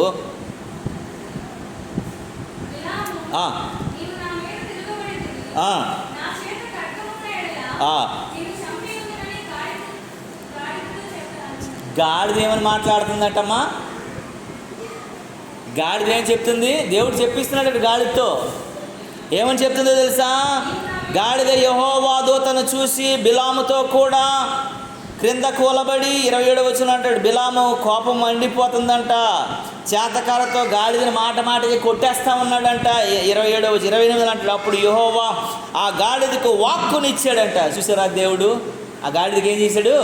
వాక్కునిచ్చాడంట. ఇచ్చి, అది నీవు నన్ను ముమ్మారు కొట్టితివి, నేను నిన్నేమి చేసి నేను బిలాముని అడిగిందంట గాడిద అనేసి 29వ వచనంలోకి అంటాడు, బిలాము నీవు, గాడి చెప్తుంది ఇప్పుడు, నా మీద నువ్వు తిరగబడుతున్నావు, నా చేతగాని కత్తుంటే నిన్ను చంపేది నన్ను గాడిదతో అని. దేవునికి స్తోత్రం కలుగును. బిలాముకి గాడిద నరికెత్తనని చెప్తుంది. సిగ్గు లేదు, బుద్ధి లేదు, వాత వేయబడిన మనస్సాక్షిలోకి వచ్చేసాడు. దేవుని చిత్తానికి విరోధంగా బతుకుతున్నాడు. దేవుని నామాన్ని గణపరచలేని వాడుగా ఉన్నాడు. దేవుని కృపను పొందుకోలేని వాడు అయిపోయాడని దేవుని వాక్యం చెప్తుంది. దేవుని నామానికి మహిమ కలుగును గాక. హల్లెలూయా. అదే సంఖ్యాకాండం 27లో చూసినట్లయితే ప్రియులారా, దేవుని వాక్యం చెప్తుంది 27:3వ వచనంలో దేవుని వాక్యం ఎలా ఉంది? ఏమనుందంటే, అతడు కోరాహు సమూహములో అనగా యెహోవాకు విరోధముగా కూడిన వారు సమూహములో ఉండలేదు. చూసారా, మనం అనుకోవచ్చు కోరాహు చేసాడు పాపము కదా, కోరాహు సమూహంలో ఉన్నాడు కాదు, కోరాహుతో సహవాసంలో ఉన్నాడు కూడా కాదు గట. వాడి పాపమును బట్టి వాడు మృతి పొందాడట. కోరాహు చెడ్డోడే కదండి, కయ్యేను చెడ్డడు, వాళ్ళ సహవాసంలో ఉన్నాడు కాదు. ఈడు చేసిన పాపమును బట్టి ఈడు పొందాడంట, ఈడు చేసిన పాపమును బట్టి ఈడు అనుభవించాడంట. అందుకే ఒక మాట జ్ఞాపకం చేసుకోవాల్సిన అవసరత ఎంతైనా ఉంది. చూడండి, దేవుని వాక్యం చెప్తూ ఉంది. దినవృత్తాంతాలు 2వ గ్రంథంలో దేవుడు ఈ మాటలు మాట్లాడతాడు. ఒకసారి మీకు ఎందుకు రిఫరెన్స్లు చెప్తున్నానంటే మీకు మళ్ళీ గుర్తుండాలని దేవుని వాక్యం చెప్తూ ఉంది. చూడండి, 2వ దినవృత్తాంతాల గ్రంథము 25వ అధ్యాయంలో దేవుని వాక్యం ఎలా మాట్లాడుతుంది. 4వ వచనం అంటాడు, అయితే తండ్రులు పిల్లల కొరకు, పిల్లలు తండ్రుల కొరకు చావకూడదు. ప్రతి మనిషి తన పాపము కొరకు తానే చావవాలని మోషే గ్రంథమందలి ధర్మశాస్త్రమునందలి వ్రాయబడి ఉన్న యెహోవా ఆజ్ఞను బట్టి అతడు వారి పిల్లలను చంపక మాని. నేను వాక్యం చదివినప్పుడు కోరాహు చచ్చిపోయాడు కదండి. కోరాహుతో పాటు అభిరాము, దాతాను 250 మంది కలిపి భూమి నెరవేడగానే అందరు కూడా భూమిలోకి వెళ్ళిపోయి సజీవ సమాధి చేయబడ్డారు. నేను కీర్తనలో చదివినప్పుడు ఈ కోరాహు కుమారులు ఎలాగొచ్చారు? కోరాహుకు అందరూ చచ్చిపోయారు కదా, వీళ్ళు ఎక్కడి నుండి ఉన్నారు అని నాకు అనిపించినప్పుడు బైబిల్ అలా ఎతికి నేను బైబిల్ చదివినప్పుడు నన్ను ఎవరు పక్కన పిలిచినా సరే నేను ఎంత గొడవని చేసుకుంటాను, కానీ ఆ మధ్యలో ఆపని వెళ్ళను. నేను ఎన్నోసార్లు భోజనాలు మానేసి చదువుకుని ఉన్న సమయాలు ఉన్నాయి. ఎన్నోసార్లు నేను ఒంటరిగా అలా ఉండిపోయే సమయాలు ఉన్నాయి. కోరహు పిల్లలు ఎలా ఉన్నారు అని చెప్పి నాకు అనిపిస్తే ఇక్కడ ఈ మాటలో నాకు ఆన్సర్ దొరికింది. అయితే తండ్రులు పిల్లల కొరకు, పిల్లల తండ్రుల కొరకు చావకూడదంట. ఎవడు పడితే వాడికి చచ్చిపోవడానికి లేదు. వాడు చేసిన పాపాన్ని బట్టి పిల్లడు ఏం చేశాడండి? నేను చేసిన పాపాన్ని బట్టి నా కొడుకు ఎందుకు చావాలా? నేను భ్రష్టుడిని, నేను దారిద్రుడిని, నేను పాపముతో నిండిపోయినోడిని, నేను పాప ప్రేరితుడిని, నేను దుష్టుడికి అవకాశం ఇచ్చినోడిని. నన్ను బట్టి నా పిల్లడు ఎందుకు చచ్చిపోవాలా? లేదు, నా పిల్లడు బిలాము లాంటోడు, చెత్తోడు, కోరాహు లాంటోడు, కయ్యను లాంటోడు, ఆడిని బట్టి నేను ఎందుకు చచ్చిపోవాలా? అందుకేనంట కోరాహు చేసిన పాపమును బట్టి కోరాహుయే చావాలి. అందుకే దేవుడు వాళ్ళ పిల్లల్ని ఏం చేసేటండి? రక్షించాడు. ప్రతి మనిషి తన పాపము కొరకు తానే చావవలని మోషే గ్రంథమందు వ్రాయబడినట్లుగా యెహోవా ఆజ్ఞలను బట్టి వారి పిల్లలు చావక మానెను. కోరాహు పిల్లలు బ్రతికారట. కీర్తనలు రాశారు. వాళ్ళు ఎక్కడికి వచ్చిస్తున్నారటండి?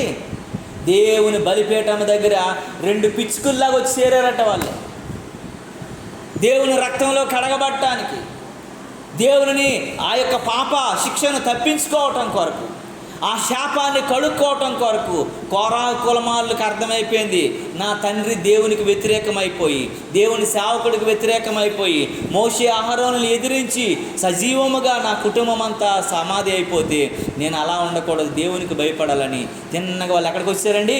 దేవుని బలిపీఠం దగ్గరికి వచ్చారు. 82వ కీర్తనలు ఈ మాటలు ఉంటాయి. 81, 82, 83 కీర్తనలు మీరు చదవండి. అవన్నీ కోరాహు రాసినటువంటి కీర్తనలు. కోరాహు కుమారులు, కోరాహు కాదు. 2 పిచ్చుకల్లా మేము అక్కడ ఉన్నాం. బలిపీఠం దగ్గర మేము స్థానాన్ని కోరుకుంటున్నాం.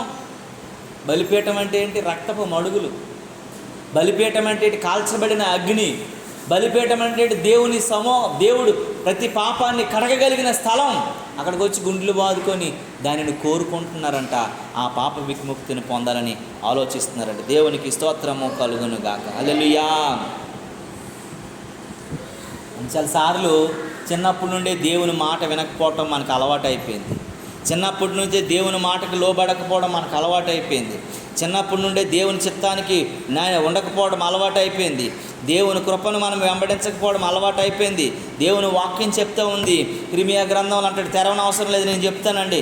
22 అధ్యాయం 21 అంటాడు, నీ క్షేమకాలంలో నీతో మాట్లాడి తిని కానీ నేను వినను, నీ వంటివి నీ మాటలు వినకపోతుంటే నీకు బాల్యము నుండి నీకు వాడిక అయిపోయిందని అంటాడు. నా మాటలు వినకపోవుట నీ బాల్యము నుండి నీకేమైపోయిందట? వాడిక అయిపోయిందంట. దేవుని మాటలు మనం వినకపోవడం బాల్యం నుండి మనకు అలవాటు. దేవుని మాట ఎవడైనా సోది చెప్తే దాన్ని వింటాం. ఏదైనా కథలు చెప్పండి వింటాం, మనం ఏదైనా స్టోరీలు చెప్తే వింటాం. కానీ దేవుని మాట వచ్చినప్పుడు పెడసేవని పెట్టి కొంచెం ఆపొచ్చు కదా, ఏదో వింటున్నాను అంటాం మనం.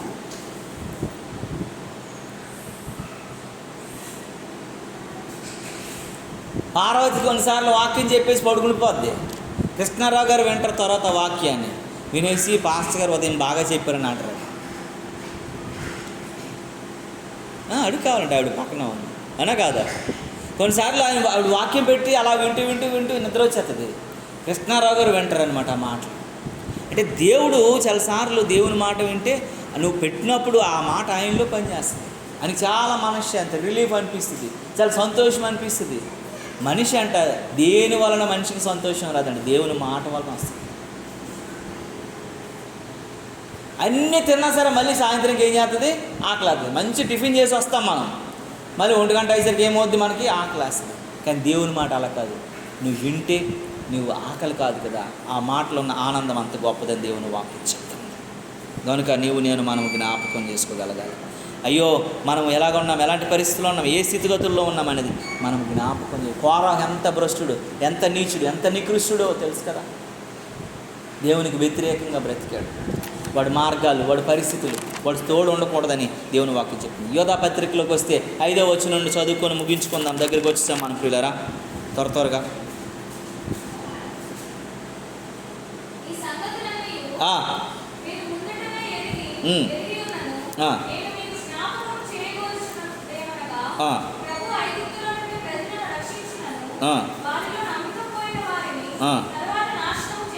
దేవునికి స్తోత్రము కలుగునుగాక. ఈ సంగతులన్నీ మీకు ముందుటనే ఎరిగి ఉన్నను నేను మీకు జ్ఞాపకము చేయుచున్నాను. ఈ కోరాహు, ఈ బిలాము, ఈ అన్నింటిని కోసం ముందు కొన్ని సంగతులు జరిగాయి. మీకు ఈ కోరాహు, బిలాము, కయ్యేను కంటే ముందు కొన్ని సంగతులు జరిగాయంట. అయినా వీళ్ళకి బుద్ధి రాలేదు, అవి వీళ్ళు పట్టించుకోలేదు, వీళ్ళు వినకుండా పాపం చేశారని దేవుని వాక్యం చెప్తుంది. ఇక్కడ ఆ చదివితే 6వ వచనంకి వస్తే అంటాడు, తన ప్రధానత్వమును నిలుపుకొనక తమ నివాస స్థలమును విడిచి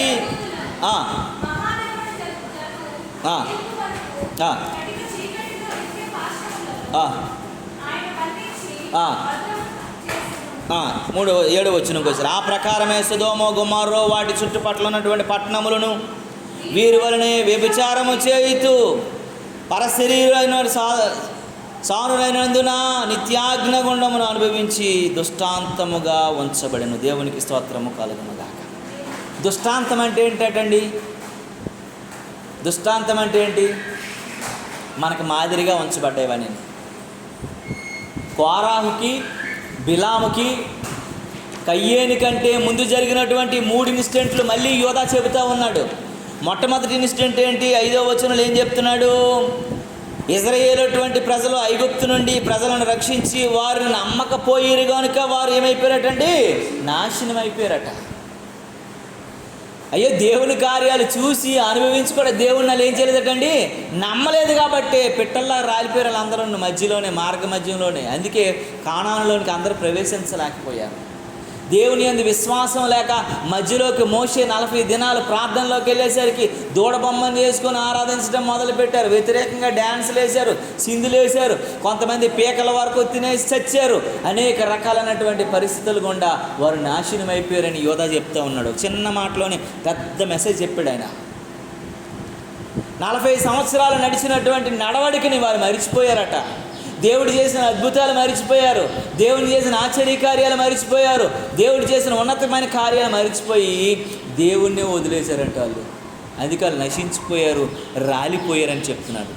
6వ వచనంకి వచ్చేసరికి ప్రధాన దూత అయినటువంటి ఎవరండి? లూసిఫర్. దేవుణ్ణి ఆనందిస్తూ, దేవుణ్ణి స్తుతిస్తూ, దేవుణ్ణి ఆరాధిస్తూ, దేవునితో సహవాసం చేసినటువంటి లూసిఫరు తమ నివాస స్థలమనబడినటువంటి పరలోకాన్ని విడిచి దేవదూతల మహాదినము జరుగు తీర్పు వరకు కటిక చీకటిలో నిత్య పాస్యములో బంధించబడి భద్రం చేయబడిన పరిస్థితికి వచ్చేసిందంట. ఒకప్పుడు వాడి పరిస్థితి ఏంటి, వాడి స్థితి ఏంటి? దేవుణ్ణి ఆనందింపజేసి పరలోకంలో దేవునితో ఆర్భాటంతో 24 పెద్దలతో, కేరుపులతో, సేరుపులతో, దూత సమూహంతో ఉన్నటువంటి లూసిఫరు ఇప్పుడు ఎక్కడ ఉన్నాడటండి? కట్టికి చీకటికి వచ్చేసాడు. ఈ దుష్టాంతం కూడా కోరాహుకు తెలుసు, బిలాముకు తెలుసు, కయ్యేను కూడా తెలుసు. ఇజ్రాయేలు రాలిపోయినటువంటి దుష్టాంతం వీళ్ళకి తెలుసు. అయినా వీళ్ళట వినకపోయేది, జ్ఞాపకం చేసుకోలేదు. అయ్యో, దేవుడు వాళ్ళందరినీ తీసేశాడు, మేము గొప్ప వాళ్ళం కదని ఆలోచించలేదంట. 7వ వచనంకి వచ్చేసరికి ఆ ప్రకారమనే సొదొమ గొమొర్రా వాటి చుట్టుపక్కల ఉన్న పట్టణాలు వీరి వలనే వ్యభిచారము చేయొచ్చు, పర శరీరానుసారులైనందున నిత్యాగ్ని గుండాన్న అనుభవించుచు దుష్టాంతంగా వారు ఆ చిన్న పిల్లలు మొదలుకొని పెద్దల వరకు ఏం చేశారటండి? వాళ్ళందరూ పాడైపోయారు, చెడిపోయారు, దుష్టత్వంలోకి వెళ్ళిపోయారు. అందుకే మనం అన్ని దుష్టాంతములుగా ఉంచాం. ఎంత అగ్నితో కాల్చబడిన స్థితికి వెళ్ళిపోయారు, పాడైపోయిన స్థితికి, నాశనం అయిపోయింది పట్టణాలు మొత్తం అని కూడా. అయినా ఆ దుష్టాంతాల ముందున్నా సరే వీరికి సిగ్గు లేకుండా బ్రతికారు. కనుక వారు నడిచే మార్గాల్లో మనం ఉండకూడదు, వారి ఆలోచనల్లో మనం ఉండకూడదు, వారి స్థితిగతుల్లో మనం ఉండకూడదు, వారి పరిస్థితుల్లో మనం ఉండకూడదు, వారి యొక్క ఆలోచనలు మన మీదకి రాకూడదని దేవుని వాక్యము చెప్తూ ఉంది. అంటాడు. ఒక మాట పౌలు భక్తుడు చెప్తాడు, ఎక్కడంటే గలతీయులకు రాసిన పత్రిక 5వ అధ్యాయంలో అంటాడు. ఏమనంటాడు? 19-20 వచనాలు ఏమన్నాడంటే, శరీరానుసారులు శరీరాల మీద కూడా మనసులు పెట్టుకుంటారు, ఆత్మానుసారులు ఆత్మ మీదే మనసులు పెట్టుకుంటారు అని అంటూ అక్కడ అంటాడు. ఒక మాట చూడండి ఒకసారి, 19వ వచనాన్ని చదువుతాను నేను. శరీర కార్యములు స్పష్టమై ఉన్నాయి, ఏవనగా జారత్వము, అపవిత్రత, కామకత్వము, విగ్రహారాధన, వ్యభిచారము, ద్వేషము, కలహము, మచ్చము, క్రోధములు, కక్షలు, భేదములు, విమతములు, అసూయలు, మత్తతులు, అల్లరితో కూడిన ఆటపాటలు మొదలైనవి. వీటిని గూర్చి నేను మునిపి చెప్పిన ప్రకారము, అంటే ఎప్పుడో చెప్పాడట, మళ్ళీ చెబుతున్న ప్రకారమును కూడా ఇటు వారి చేయువారు దేవుని రాజ్యమును స్వతంత్రించుకున్నారని మీతో బల్లగుద్ది స్పష్టంగా నేను చెప్తున్నాను అంటాడు. దేవునికి స్తోత్రం కలుగును గాక. ఇందులో కొన్ని మాత్రమే బయటికి కనబడేవి, కొన్ని కనబడని ఉన్నాయి. ఇందులో 15 రాసి ఉన్నాయి, ఇంచుమించు 15 ఉన్నాయి అక్కడ. ఈ 15 అట దేవుని వల్ల ఇవన్నీ శరీరానుసారమైనటువంటి మనుషుల్లో ఉన్నటువంటివి. ఇవి కొన్ని కనబడతాయి, వ్యభిచారం ఇవన్నీ కనబడతాయి, కానీ కనబడనివి చాలా ఉన్నాయి కదా. విభేదాలు, విమతములు, అసూయలు, మత్తతులు, ఇవన్నీ కనబడనివే. ద్వేషం, కొంతమంది ద్వేషం పెంచుకుంటాం మనం, కొంతమంది అసూయ, అది కూడా దేవుడికి ఇష్టం ఉండదండి. అందుకే నీ పూర్ణ హృదయముతోనూ, నీ పూర్ణ మనస్సుతోనూ, నీ పూర్ణ వివేకముతోనూ యెహోవాని ఆరాధించాలట. ఇష్టం వచ్చినట్లు ఆరాధిస్తే నీ ఆరాధన చేరదు. కయ్యేని ఇష్టం వచ్చినట్లు అర్పణ తెస్తే దేవుడు తన అర్పణను తీసుకోవాలా. ఇష్టం వచ్చినట్లు ప్రవశిస్తే బిలాము ప్రవచనాన్ని దేవుడు అంగీకరించాలా. ఇష్టం వచ్చినట్లుగా మాట్లాడితే దేవుని మాట, కోరాహు మాటలను దేవుడు అంగీకరించాలా. నీ మాటలు నా మాటలు కూడా దేవుడు ఇష్టం వచ్చినట్లు బ్రతికితే, ఇష్టం వచ్చినట్లు ఉంటే, ఈ 15 కార్యక్రమాలలో నీలో ఎవరిలో లేనివి లేవు. కొన్ని ఉన్నాయి మనలో, అసూయ ఉంది మనలో, మద్దతులు ఉన్నాయి మనలో, విభేదాలు ఉన్నాయి మనలో, కలహాలు ఉన్నాయి మనలో, క్రోధం ఉంది, కక్ష ఉంది. ఇవన్నీ దేవునికి ఇష్టమై ఒకవేళ నీలో ఉన్నట్లయితే ఇవన్నిటిని తుడుచుకోవాలి. ఇవన్నీ కూడా తుడుచుకోకపోతే కయ్యాని కంటే గొప్ప వ్యక్తివి కాదు, బిలాము కంటే గొప్ప వ్యక్తివి కాదు, కోరాహు కంటే గొప్ప వ్యక్తివి కాదని దేవుని వాక్యం హెచ్చరిస్తూ ఉంది ఉదయకాల సమయంలో. ప్రియ దేవుని బిడ్డ, మనం ఎలా ఉన్నాం? మన స్థితి ఏంటి? మన పరిస్థితి ఏంటి? మన జీవన విధానం ఏంటి? మనం ఆలోచించుకోవాలి, మనము జ్ఞాపకం చేసుకోవాలి. దేవుని చిత్తాన్ని మనం ఆలోచించే వ్యక్తిగా లేకపోతే దేవుడు ఇష్టపడ్డని అంటున్నాడు. 24వ వచనంలో ఇందులో అంటాడు, చూసారు ఒక మాట, క్రీస్తు యేసు సంబంధులు శరీరాన్ని దాని ఇచ్చలతో దురాశలతోనూ సిలువ వేయబడి ఉన్నారంట. క్రీస్తు యేసు సంబంధులంట వాటి ఇచ్చలతో ఏం చేయబడారంటండి? సిలువ వేసేయాలంట. అవి మన దగ్గర రావడానికి లేదు, అవి మనతో ఉండటానికి లేదు, అవి ఏమి చేయడానికి లేవని దేవుని వాక్యం చెప్తా ఉంది. దేవుని నామానికి మహిమ కలుగును గాక. దేవుడు మాట్లాడుతూ ఉన్నాడు. దేవుడు చెప్తున్నటువంటి మాటలు మనం గుర్తు చేసుకోవాలి. దేవుడు చెప్తున్న మాటలు మనం ఆలోచించగలగాలి.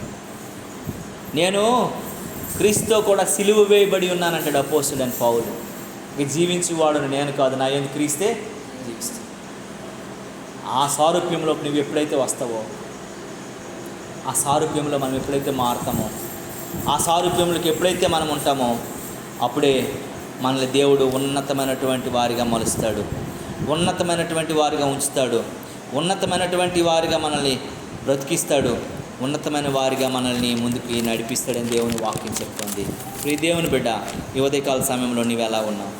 నీ పరిస్థితి ఏంటి? నీ స్థితి ఏంటి? నా పరిస్థితి ఏంటి? నా స్థితి ఏంటి? నా నుండి దేవుడు ఏం కోరుకుంటున్నాడు? మన జీవన విధానాన్ని బట్టి దేవుడు ఏం ఆలోచిస్తున్నాడు? మనం ఎలా ఉన్నాం? మన స్థితి, మన పరిస్థితిని ఆలోచించుకుంటూ ముందుకు కొనసాగే వారిని ఉండాలి. ప్రియ దేవుని బిడ్డ, ఒకసారి జ్ఞాపకం చేసుకో, ఒకసారి కళ్ళు మూసుకొని ఆలోచించు. నీవు నేను మనము మన స్థితి, మన పరిస్థితి కోరాహులాగా ఉన్నామా? బిలాంలాగా ఉన్నామా? కయ్యేన్లాగా ఉన్నామా? మన పరిస్థితి ఏంటి? దేవుడి చిత్తంలో ఉన్నామా? దేవుడి చిత్తానికి బయట వెలపలు ఉన్నామా? దేవుడు ఏం కోరుకుంటున్నాడు? ఉదయకాల సమయంలో దేవుడు మాట్లాడిన మాటను బట్టి ఇంకా కయ్యేను నడిచిన మార్గాలు నువ్వు ఉన్నావేమో, ఇంకా కయ్యేనులాగా నువ్వు నడుస్తున్నావేమో, ఇంకా బిలాము నడిచిన త్రోవలో నువ్వు నడుస్తున్నావేమో, దాన్నే నువ్వు అవలంబిస్తున్నావేమో. కోరాహు చేసినట్లు దేవునితో తిరస్కారం చేస్తున్నావేమో, ఎలా ఉన్నామో జ్ఞాపకం చేసుకోవాల్సిన వారమై ఉన్నాము. ఈ దేవుని బిడ్డ ఈ ఉదయకాల సమయం అందు దేవుని చిత్తానికి లోబడుతూ, ప్రభువా నన్ను జ్ఞాపకం చేసుకోవా, నీ చిత్తంలో నన్ను ఉంచవా, నీ కృపకు నన్ను నాయనా అర్పించవా. ఇంతకుముందు చెప్పినా సరే, సొదొమ గొమొర్రాను చూపించినా సరే, ఇజ్రాయేలు ప్రజలను చూపించినా సరే, ప్రభువా నాయనా ప్రధాన దూత అయినటువంటి లూసిఫర్ను చూపించినా సరే, వారి ముగ్గురులో ఏమాత్రపు మార్పు లేదు. ఆ దుష్టాంతము వారి ముందునున్నా సరే, వాళ్ళ ముగ్గురు ఎప్పుడూ మిమ్మల్ని జ్ఞాపకం చేసుకోలేదు ప్రభువా. ఈరోజు నాయన వాళ్ళ ముగ్గురిని వారికి చూపించారు, వీళ్ళు ముగ్గురిని మాకు చూపిస్తున్నారు. మేము మార్పు చెందిన వారముగా ఉండుటకు మీ కృప చేయి, దయచేయి ప్రభువని ప్రభువుని వేడుకుందాం. ఒక్కొక్కరు పశ్చాత్తాప హృదయంతో ప్రార్థన చేసుకుందాం.